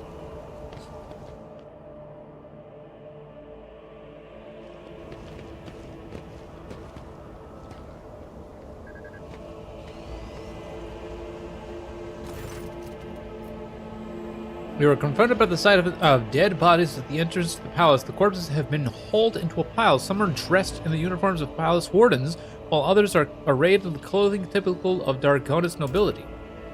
Upon seeing you, the young enforcer stands at attention and swallows noisily. His voice trembles as he says, "Your lordship, we are honored by your presence." What is this mess? You see, your lordship, those people wanted to attack. Second Lieutenant of the Palace Guard, Al waited, reporting. Shortly before you arrived, we averted an assassination attempt on the Rogue Trader. Palace soldiers detected intruders and engaged them in combat. Examined the assailants. Observation: there are high functioning servitor specimens present among the expired units. Such specimens are traditionally bestowed upon the noble houses that are most loyal to the sacred fellowship of the Adeptus Mechanicus. The augmetics of the deceased do differ from implants ordinary people wear. Their intricate construction makes it clear that the deceased were not ordinary humans. As far as I know, House Gaprick has received such servitors from the Crimson Priesthoods as gifts in the past, although this is my first time seeing one myself. Where's the Court Chancellor Clementia Warsarian? I think she is with the rest of the House Warsarian. Detained in the throne room, that is, Governor Darsta has gathered all of the Dargonis nobility there to pronounce a guilty verdict against House Warsarian. Why is the governor not here to greet the Rogue Trader? I do not know, your lordship. Perhaps he is... You can probably find him in the throne room. Alright, time to take my leave. I always keep my options open. Alright, what has this dick done now?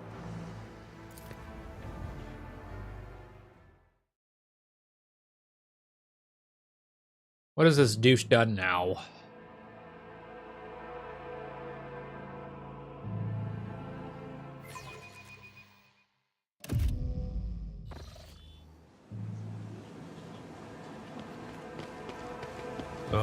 I feel my age when fighting alongside such young warriors.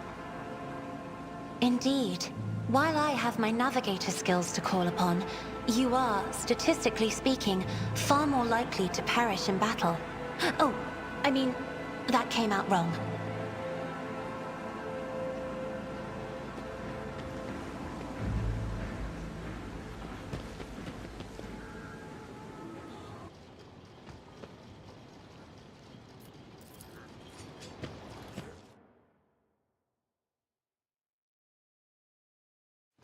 Have I been muted this entire time?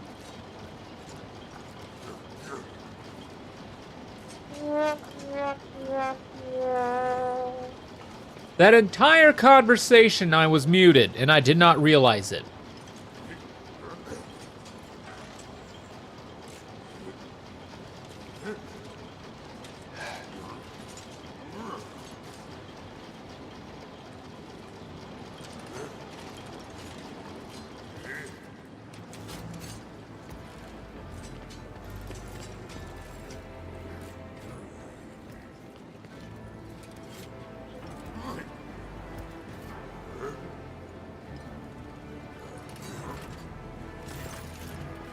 Lords and ladies, so basically, okay, so make a quick exception. The governor is blaming the Viserions for logistics and conspiracy and he is essentially telling me the proof without showing me the proof, which instantly shows that I'm not very certain. A lot of people agree with him because they're like, he's always been very careful. It's like, okay, I've been gone for like, apparently I don't know how long, so do not just tell me this has happened, show me that this has happened. Greetings, your lordship. May the Omnissiah grant you, praise the Omnissiah, understanding.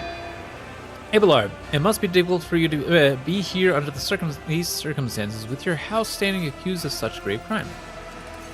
My family, Lady Toria, is yet to be found guilty of anything. That verdict is for the rogue trader to reach. Do you think accusations against the Viserion family are true?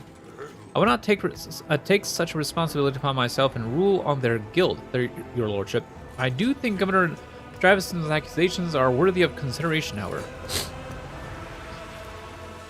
In your opinion, which nobles might have a reason to be party to such a conspiracy? Pardon my bluntness, your lordship, but I will answer truthfully. It could be anyone. Greed, fear, and ideals can drive even the most loyal subjects to unthinkable. 1 second. I need to blow my nose. 1 second.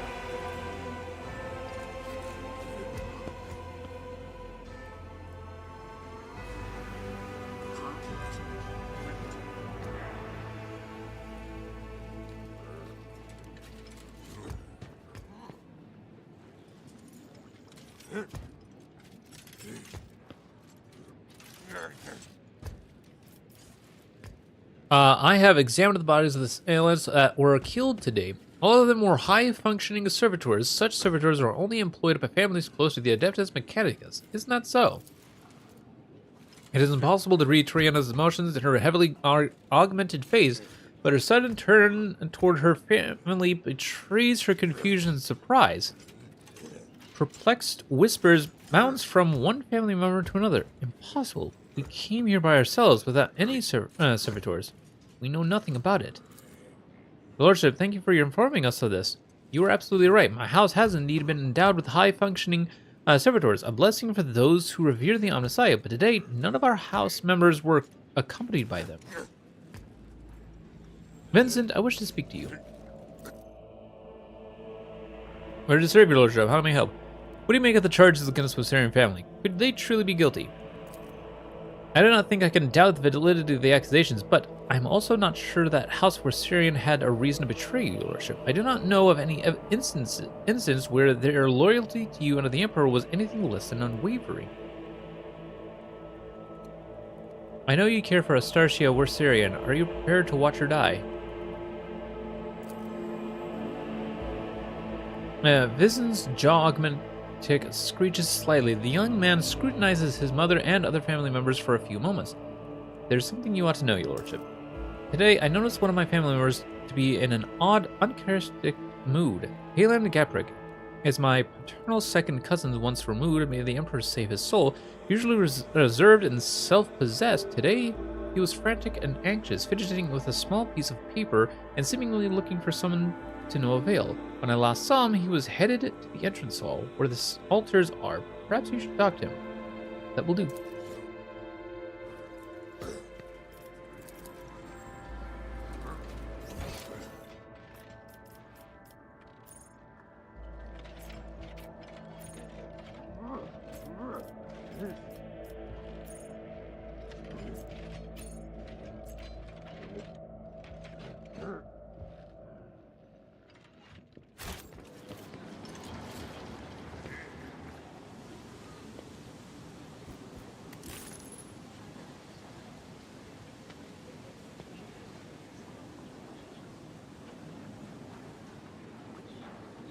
Is there money to be made?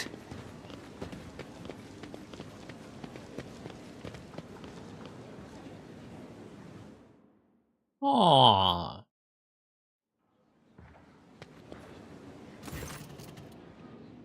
A finely dressed man of middle years is kneeling in front of the altar, his palms folded in prayer close to his face. The implant-free parts of his skin are sickly blue color. The nobleman does not react to your presence. He does not lift his head, he does not blink, he does not even breathe. Only when you draw closer do you realize he is dead.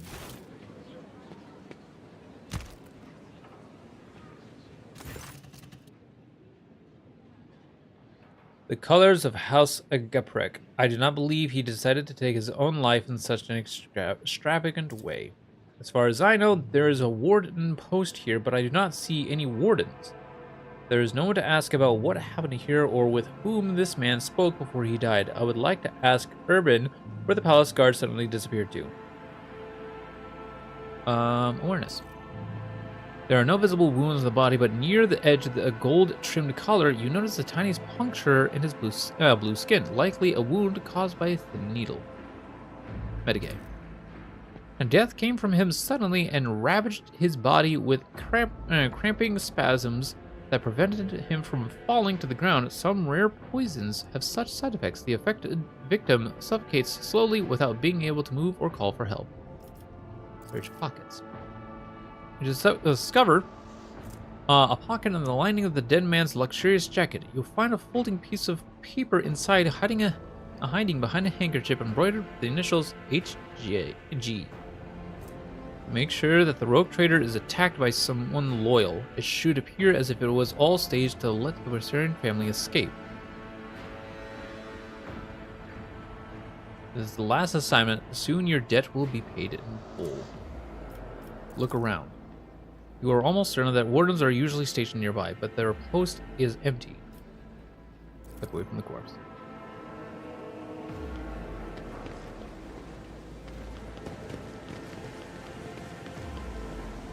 Always keep your eye on the price. Aww.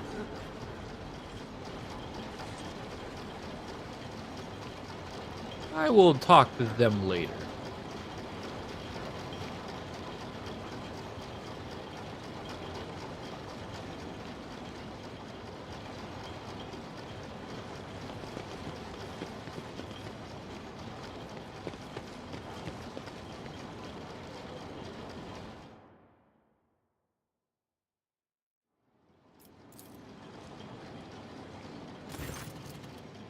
As you draw closer to the warden, step aside, bowing respectfully, allowing you to approach the Viserion family. Clementia, tired and slightly disheveled, is the first to bow her head to you in deference. Several men and women behind her follow suit. Your lordship, accept my most humble apologies for failing to greet you properly, and my thanks for agreeing to speak to me before making your final decision. The charges brought by the governor are severe, but I can only assure you of this and swear on my own honor we are not guilty of the crimes that House Viserion is being accused of. Clementia, you were acting head of this family. You were supposed to take care of each and every family member, and now you are being accused of treason and collision against the rogue trader, and the entire family is facing death. How could you let this happen? Are you truly guilty? Be honest. I won't tolerate lies. Clementia, if you know that a member of your family is guilty of crimes you are being accused of, Abelard, it is your family too, you know. My apologies. I should not lose my composure.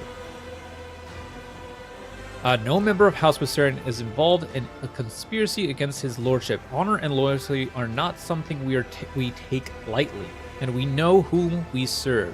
The governor claims you forged documents in the Administratum. The fleet is the primary remit of House Viserion. It is our responsibility. Logistics and supply routes are another area of our responsibility. We have no direct influence on the inner workings of the Adeptus Administratum. The first large-scale deliveries were cancelled after quantities of food were miscalculated by clerks in the Administratum.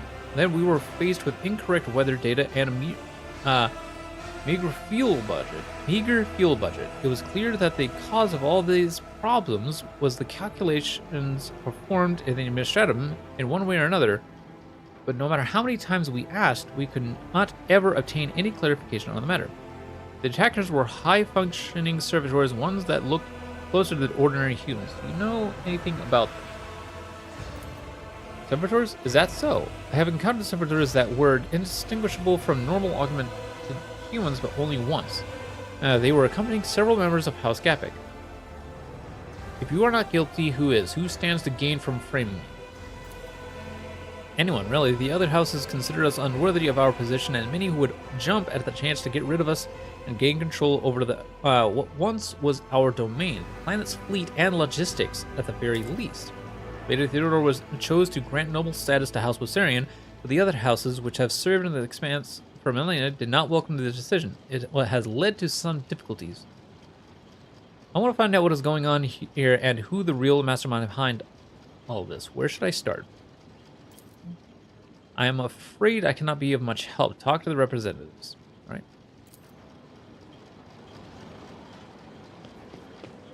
I always have a backup plan.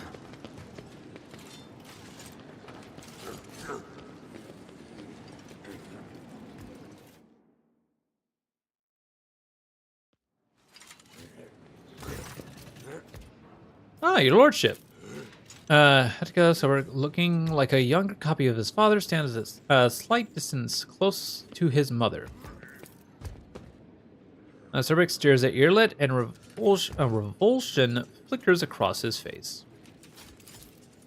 Your lordship, I am delighted that you have chosen to grace us with your attention. Do you believe the Viserions are guilty?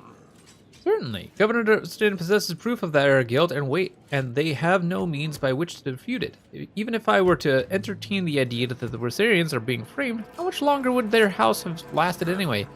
If it is so ill-prepared for treachery, my advice as House Viserion would be not to appeal to the rogue trader for help, but instead to simply stop, accept their fate, and not make matters worse for themselves.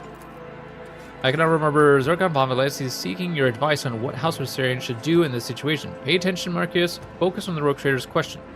Who, apart from me, from the Viserions, could have a motive to conspire against me? A House Drivestem wishing to expand their clout. House Gapik, who lost their influence after the Kiavigama incident. House Sarbek, whose patriarch is too direct in his communication with the rogue trader. Anyone could have a reason. Look closely at Macarius. Despite Sir Bix's attempts to suppress his revulsion, the presence of inhumans in your retinue undoubtedly reflects his fervent desire to eliminate the enemies of humanity. Do my companions distress you, Sarbek?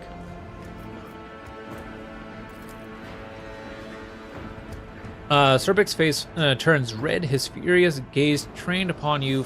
Free-flowing rage boils in every word he says. The rogue trader is the chosen servant of the Emperor and one of humanity's best. By surrounding yourself with depraved Xenos who scorn the very exceptionalism of humankind, you teeter on the brink of heresy, and no privilege granted by the Emperor can blind others to that fact. The thought of existing in the same sector as Xenos is revolting, but their presence in your retinue here in the capital city of the Von Valensis trade dynasty enrages me. To have Xenos soling the streets of this planet after what we endured, and under the protection of the rogue trader, no less. Sarbek takes a deep breath and exhales noisily. His rage subsides, but his burning gaze remains fixed on you. With a pained and distressed expression, Regina glances at her husband, her hands worrying the ruffles on her dress. Kiss Regina's hand. I am honored, Lady Sarbek. Noticing your gesture, Regina readily extends her delicate hand, her nails long and minutes. Why, how kind of you to say, your lordship. Burning eyes fixed on you, Sarbek straightens and leans forward, trying to partially occupy the space between you and his wife. Set against the doom and gloom of current events and your husband's dour family, you look especially dazzling today. A flirtatious spark flares in the beautiful lady's eyes. Really, your lordship? I'm glad to hear this from the rogue traders, especially today. Marcus almost barks each word. Regina, step away from his lordship. Like, dude, you want to be a dick? I'll be a dick. Regina's high voice almost breaks into a shriek as she interrupts her husband, retorting, "Oh, throne preserve you, Marcus. Stop being so jealous and making a scene over nothing just because a crude blockhead like you lacks the refinement and courtesy of Zircon Papalantius." His Regina's voice drops to a whisper so that only you can hear. His bile poisons the air around him wherever he goes. Once he gets something into his head, he hears off to remove the heads of others just to prove that he is in the right.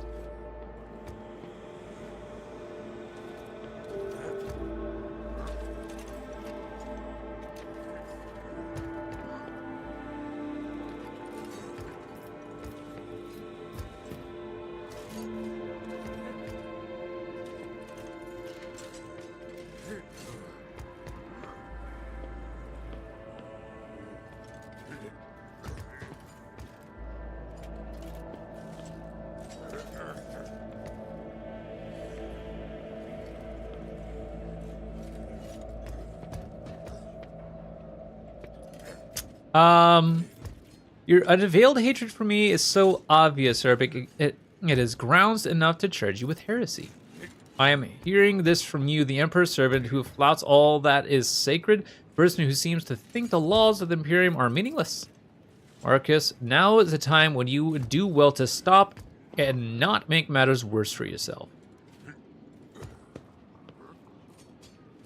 The assailants sent to the palace were rare, high-functioning servitors. Do you think Caprex could be behind the attack? Herbert looks away briefly and replies to you with a hurt laugh. I have always thought Toriana...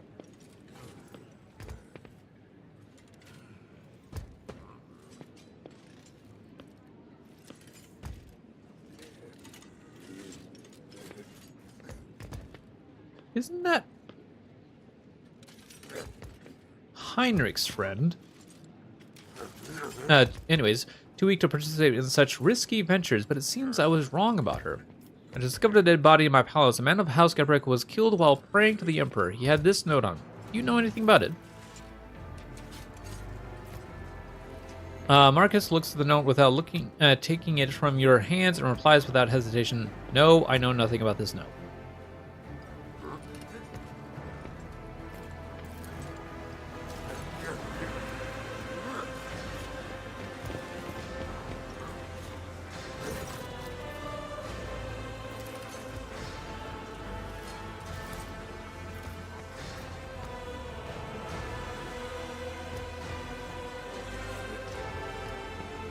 Oh, that's Toriana.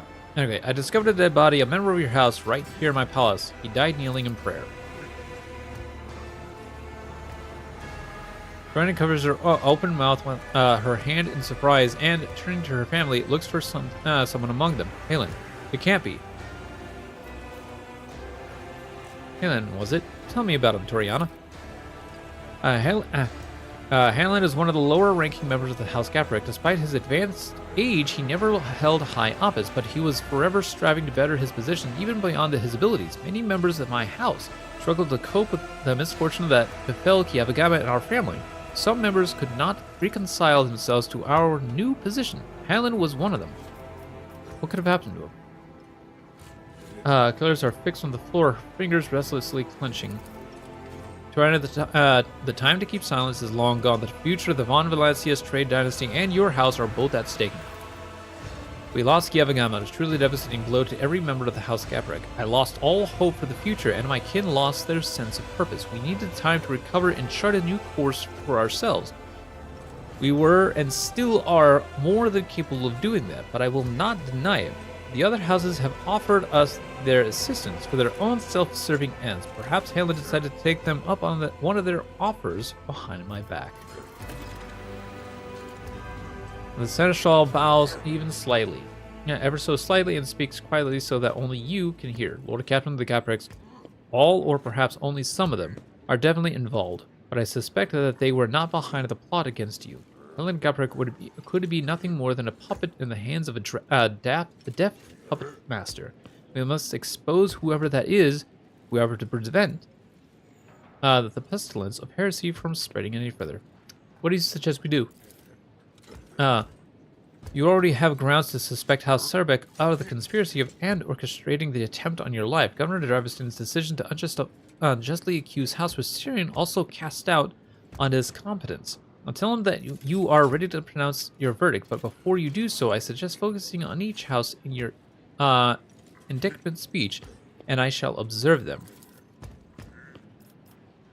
I have known these people far longer than you have. I know all of their gestures, habits, and behavioral quirks.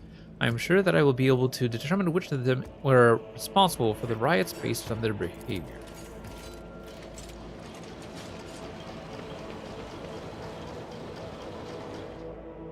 All right.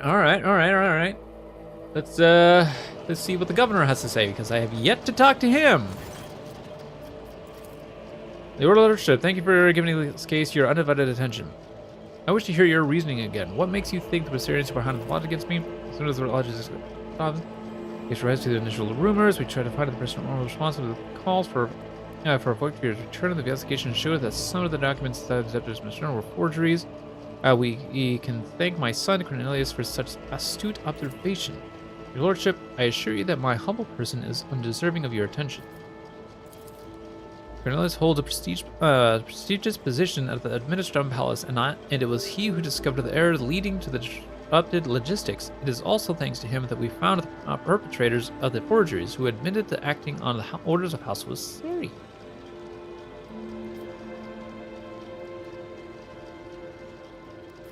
All of the assailants were high-functioning servitors. Such servitors are only employed by families close to the Adeptus Mechanicus. High-functioning servitors? Such servitors are indeed rare, and the Gabreks do have them in their service, but this could have been done intentionally with an eye to confuse you. Anyone with the desired and sufficient funds can hire them. Tell me more about your son, Jefferson. Thank you for your interest, Your Lordship, but I am not worthy of it. The governor's son bows and stands still as he nervously stares down at the floor. Son, show due respect. Forgive him, your Lordship. This is the first time he has had the honor of attracting the attention of the rogue trader. Tell me more about your job, Cornelius. What do you do?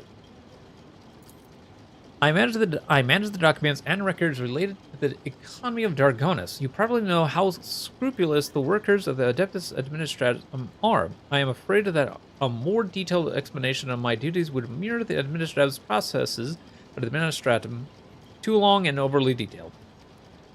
How did you manage to find the forged documents in the bureaucratic hell that is the Administratum? When compiling reports on last cycle's supply chain, I noticed inaccuracies and discrepancies in the figures. With the help of the other clerics, I managed to find several other documents. Comprehensive data analysis has shown that the discrepancies were caused by intentional tampering with the data, thus leading to some logistical problems that were practically unsolved. My father and I managed to single out the Administratum clerks responsible for tampering with the data. Following a heated interrogation, they confessed that they were following the orders of someone from House Viserion. Everything was supposed to look as though they were the ones suffering losses from the logistical and economic problems. But does House Viserion have access to Adeptus Administratum? There is no conceivable way they could do all this in a place where they do not hold any power. Before replying, the governor's son nervously adjusts his expensive frock coat. I think the right amount of money can open any door. Cornelius, what is the true reason for your nervousness?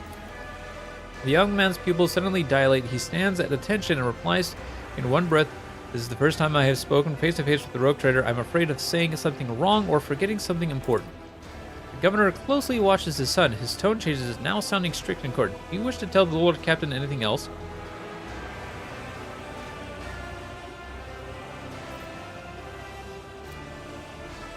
Place your hand on your weapon.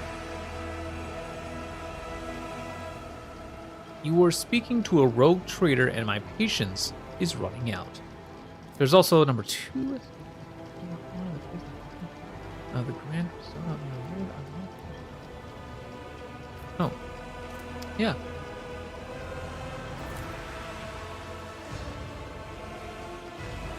You see the flash of terror in Cornelius's eyes as he stares at your hand on your weapon. He quietly and confusedly without raising his head. Forgive me, your lordship. I can't do it anymore.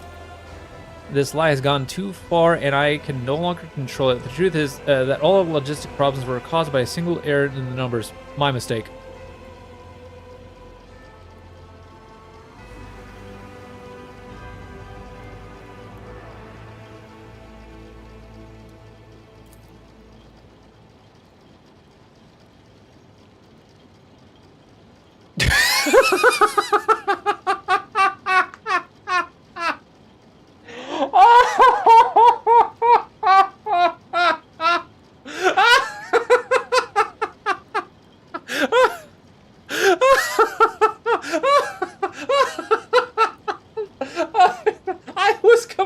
That took me completely by surprise.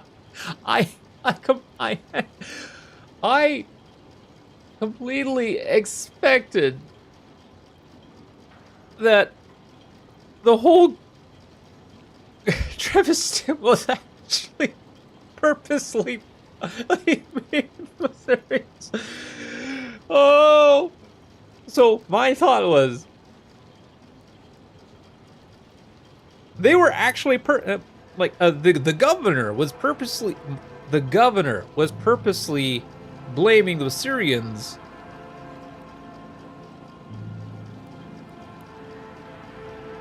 and trying to make it look like them. But apparently it was his son who made a massive mistake in the logistics. Let's see where this goes, because there's some other stuff that has questioning to do. When I discovered my mistake, it was almost impossible to restore the supply lines. Then I was approached by someone who said they were a friend. They did not give me their name, and I never saw their face. They promised to fix the problem. All I had to do was pretend that the Berserkers were responsible for the mistake, and as for the rest of the evidence, they promised to arrange it all. And Cornelius is suffocating with fear, unable to speak. Urban curls his hands into fists, the knuckles turning white. What have you done? How could you? Your lordship. He suddenly turns to you as if trying to shield his son. This is my fault. I trusted my son and have failed you in doing so. I beg you have mercy. And you called my family's honor into question, Urban. Nevertheless, I harbor no desire to kick a man when he is down. Lord Captain of the confession you have obtained means that House Viserion can now be cleared of all charges. What is this friend that you approached, Cornelius? How did the two of you communicate? By letter. I received a letter out of the blue one day. It was unsigned, but the person writing already knew about my erroneous calculations. They offered to help me cover up my misdeed, and in return, I would name the Viserions as the ones who had sabotaged the supply lines. All I had to do was gather together some documents and reports that were listed in one of the letters. And keep my mouth shut. Urban.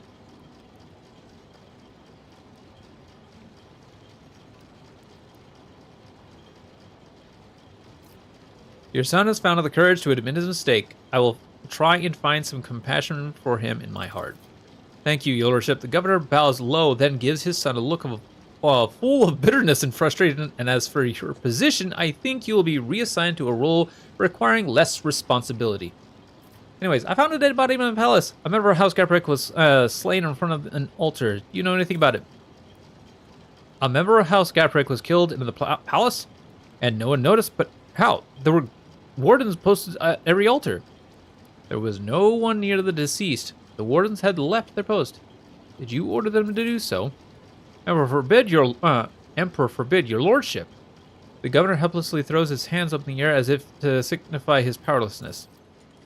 Your negligence is stunning, Urban. An assassination attempt followed by a mysterious death, and yet here you are, oblivious to everything. The rogue trader can justly accuse you of allowing a noble to be killed in the palace and of failing even to notice it. It may be so, but it is for the rogue trader to accuse me of negligence, not you. Lordship, accept my deepest apology for my imprudence. Nothing matters more to me than my honor. I shall send the servants to deal with all this immediately. Did you see Marcus Surbig today before I arrived? Marcus? I did not see him myself, but perhaps... Have any of you seen him today?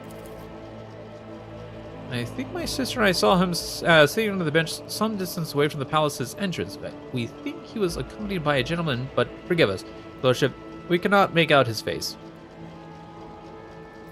Lead me to that place. Of course, consider it done.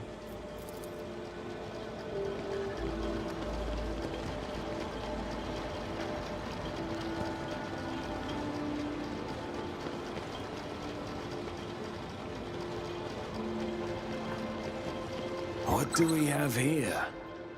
I saw Lord Sarbeck conversing with someone here, your lordship. I have learned much in my exile. I recognize this bouquet. House Sarbeck usually serves this with wine.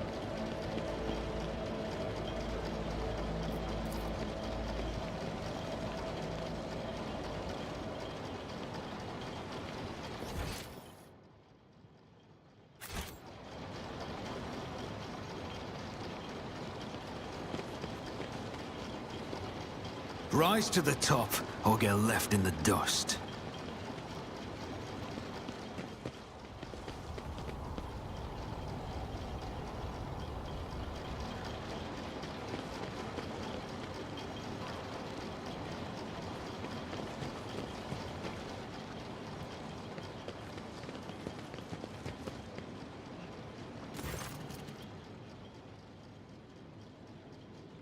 I discovered the body of Helen Geprek in his place. He had this notice on him. Do you know anything about it?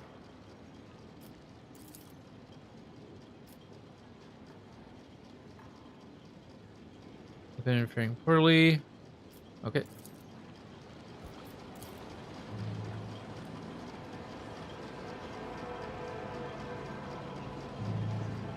Keep your wits about you.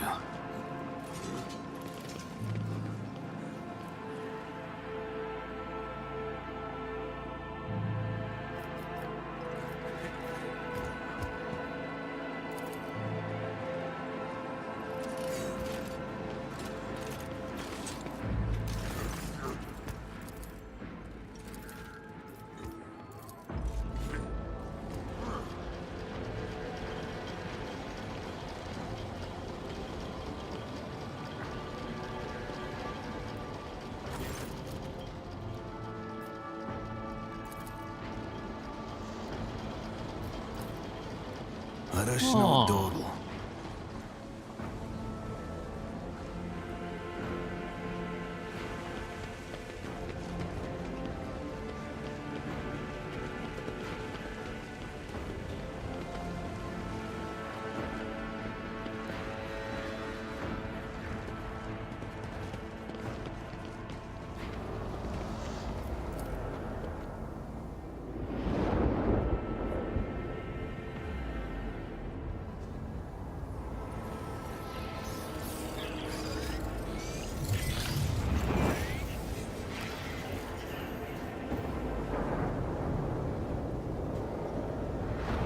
Ooh.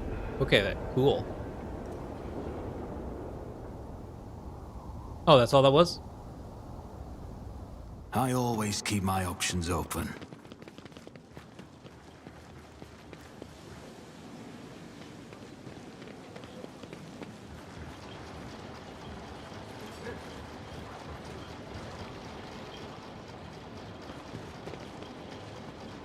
Alright.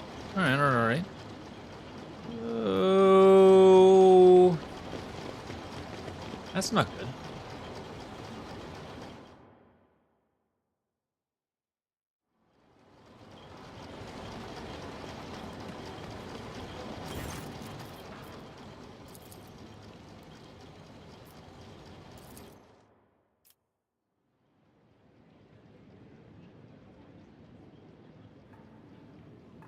All right, the charges brought by Governor of Devastain were fabricated. House Viserion had nothing to do with the orchestration of the riots or the targeting the rogue traitor. However, the real perpetrators are here in this very room. The Seneschal nods to you as if urging you to continue, then shifts his piercing gaze towards the crowd.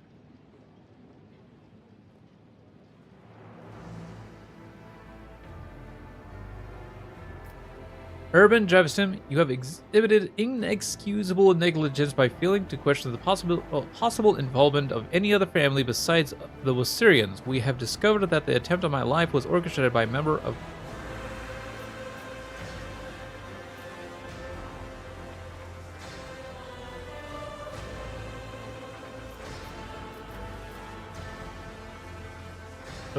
in the conspiracy against the Rogue Trader, I find...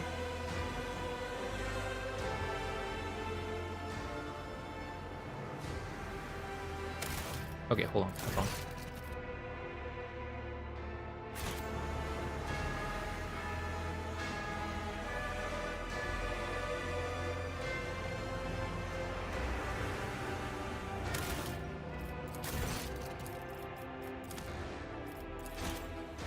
Okay, time to do some testings. Oh.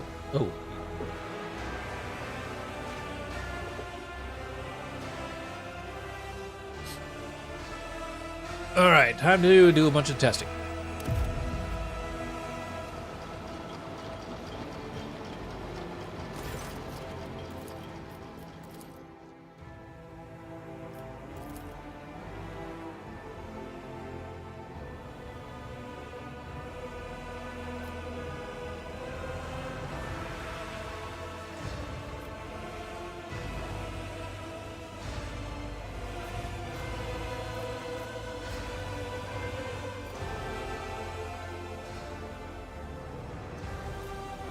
Alright, Urban and Devastation, you have accused the House Warsarian of violations that were in truth the result of grave error.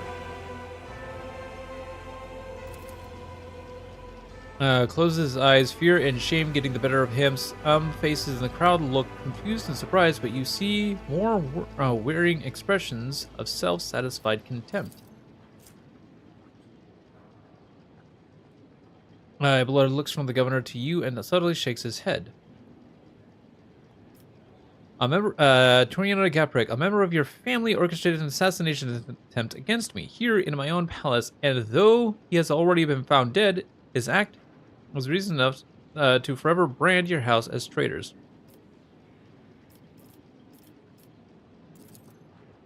Mocking whispers creep through the crowd. Toriana is trembling faintly. She still does not raise her head, perhaps out of fear of meeting her fate face to face.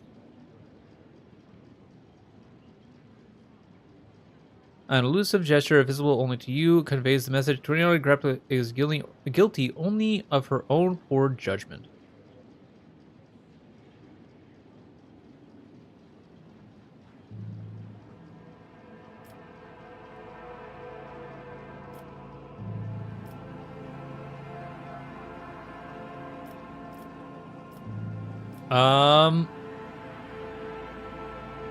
I know that House Sarbek offered their aid to help the Gapreks, and the late Halen Gaprek seemed to have accepted the offer. I suspect that you are responsible for his death as well.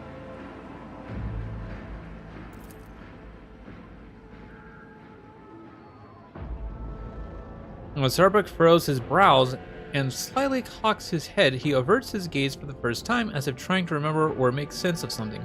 You notice something restless movements behind him. Abelard narrows his eyes and scrutinizes Marcus, Sarbek, and his retinue standing behind him. His sharp eyes light up when he catches sight of something important and hidden in the crowd. The seneschal looks at you and nods, as if to say, the puppeteer has given themselves away. Announce the verdict.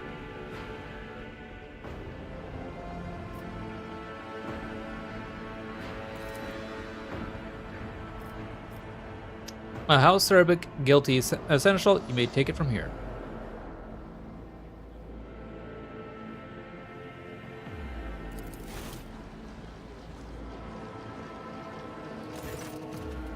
Aberlord steps forward and stares intently at House Sarbek's patriarchs. Marcus, I must admit I have always admired your bluntness, but just as I once had to say goodbye to a promotion because of my dislike for intrigue, you and your family might soon say goodbye to your heads. Tell me now, in your blunt fashion, are you loyal to House von Valancius? Sarbek narrows his eyes, grimacing. I am loyal, with Syrian. Aberlord starts... then suddenly nods. You are not lying, but someone else is. someone who's poised to destroy both you and your family for your own gain. Marcus does not have time to respond. Regina, who is standing behind him, raises her arm as if to slap the elderly seneschal. Abelard deftly catches her wrist, stopping her hand right in front of his face.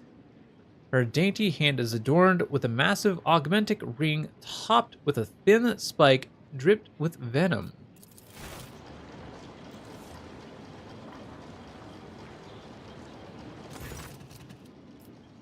What was that? Starbuck shifts his confused gaze from his wife to Abelard, then back again. The stiff arrogance has vanished from his posture. Regina. You? Mother? On realizing what has happened, Hector recoils from his mother. Well, we found the perpetrator. Marcus, your bluntness makes you an open book. When I talked about helping the Gaprax, you had no idea what I was referring to. Your wife, on the other hand, her eyes started shifting like you would not believe. Regina Starbuck, you alone betrayed the rogue trader, jeopardizing the prosperity of the Von Valancius trade dynasty, and you alone are responsible for your unmasking. Regina, why? Like the spike in her ring, Regina's words are dripped with poison and rage because Dargonus is serving an impostor. The true heir to the Protectorate bears a different name. When Kunrad appeared on Dargonus, he paid me a visit and opened my eyes to the truth of the situation. Theodore was killed by the one whom she had so unwaveringly taken under her wing. Marcus is too narrow-minded to even consider opposing the rogue trader, even an illegitimate one.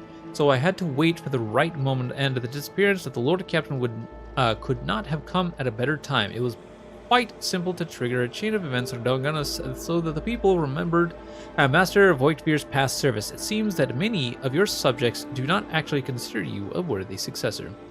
Why the Wassarians? Because when stripped of the Seneschal's protection, this house is the weakest one on all of Dargonus, and they are also particularly disliked by the governor's family. It would have been easy to bury the Wassarians under accusations of heresy. And who aided you?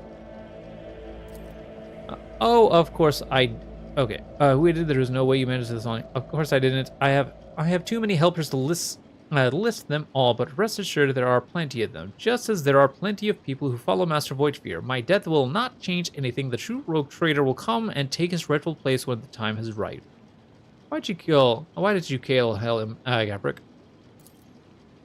Halen was a good agent, but he was also a coward. He came to me just before our formidable rogue trader arrived. He was ready to confess everything. I suggested that he plead for the Emperor's forgiveness first, and he did grant him mercy. He did not. I thought there could have been something special between us. Regina cocks her head and smiles at you just as sweetly as before. I admit I had my regrets about causing you such difficulties, but what was I to do? Duty calls for us to rein in our most genuine desires. Isn't that right, rogue trader? Abelard, the sentence has yet to be carried out. Finish this. Abelard turns his gaze to you. Does the rogue trader condemn only the rotten apple or the entire barrel?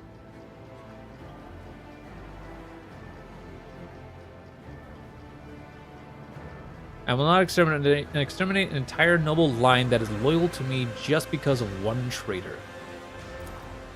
In that case, Regina Starbuck shall be subjected to intense interrogation, followed by execution. Traitor's Ring.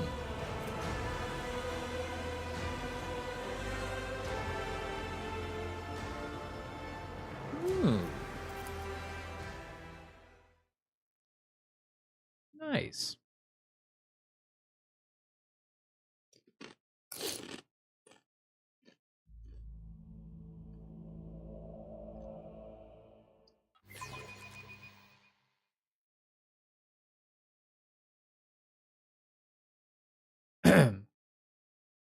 Well, that was weird. Thought I muted myself. And anyways. Also, by order of the rogue trader, Regina Starbuck is sentenced to death for heresy and crimes against the Von Valancius trade dynasty.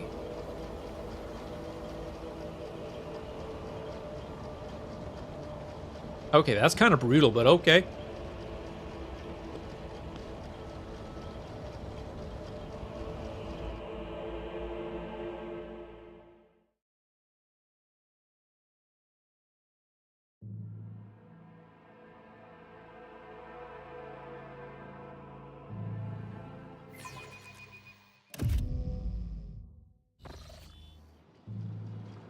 When the nobles disperse, sated by the bloody performance, Abelard approaches you, his steps firm. Lord Captain, you have my thanks. A rogue trader should not waste time on the matters that his servants and trustees can resolve, but in this case, your intervention was necessary, not just for the sake of my family, but for your trade dynasty as well.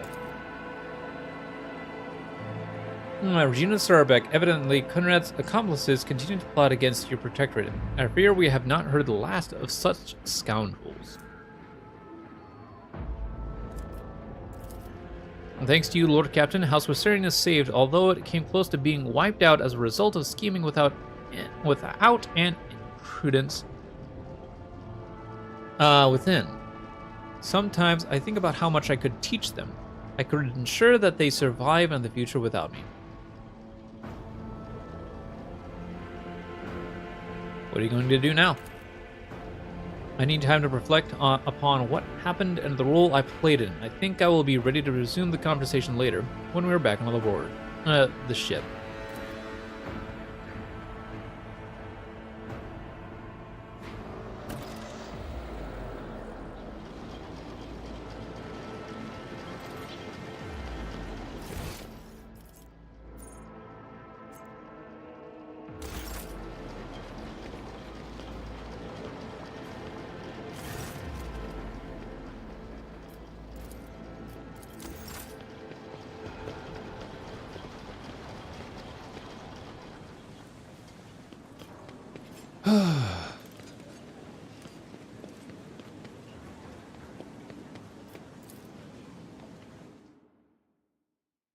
Well,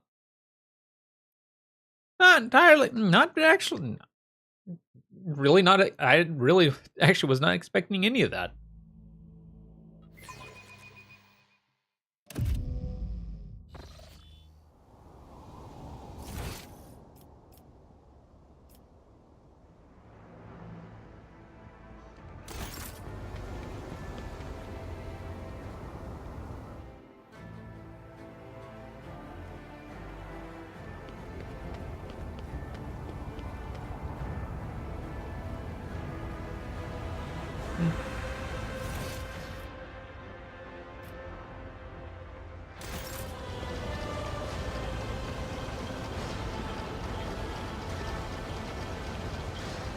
A good void ticker and a respectful crew, but you cannot compare it to a wolf ship.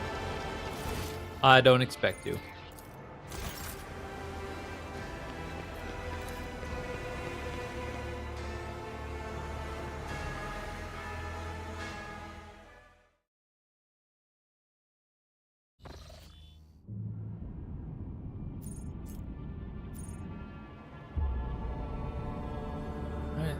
Let's go ahead and give a quick talk to Abelard and carry on.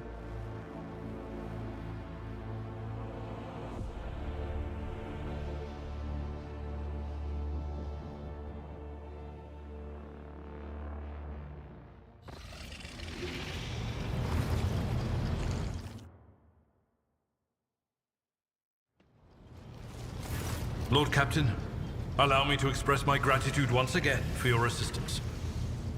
If it weren't for your intervention, my entire family could have been executed on false charges. I could have lost them all. I never imagined the Viserions would be so vulnerable while I serve as seneschal to the Lord Captain himself, far from home. To tell you the truth, Lord Captain, this whole situation has got me thinking. As patriarch of the Viserion family, I have a responsibility to my bloodline. Yes, it is my duty to serve as seneschal to the rogue trader, and I have no intention of relinquishing that role if you find my service as satisfactory as did Lady Theodora.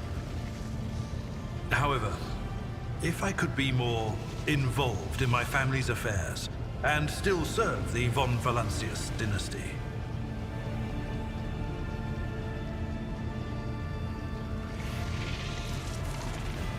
What do you want? Tell me plainly. Under Lady Theodora, I served as steward of the Trade Protectorate on more than one occasion. In that capacity, I was based on Dargonus, rather than traveling with the rogue trader on the flagship. If it would be possible, after the immediate need for my presence is over, I would like to return to that position. To oversee the Trade Protectorate on the capital world, while at the same time presiding over the Viserion family and using my authority to help elevate it.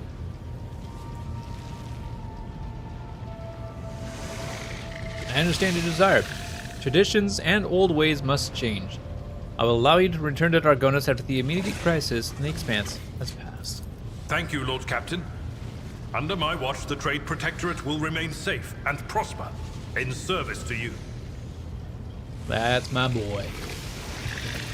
Well then, Lord Captain, it is time I return to my duties. Is there anything else I can do for you? Nope. Lord Captain.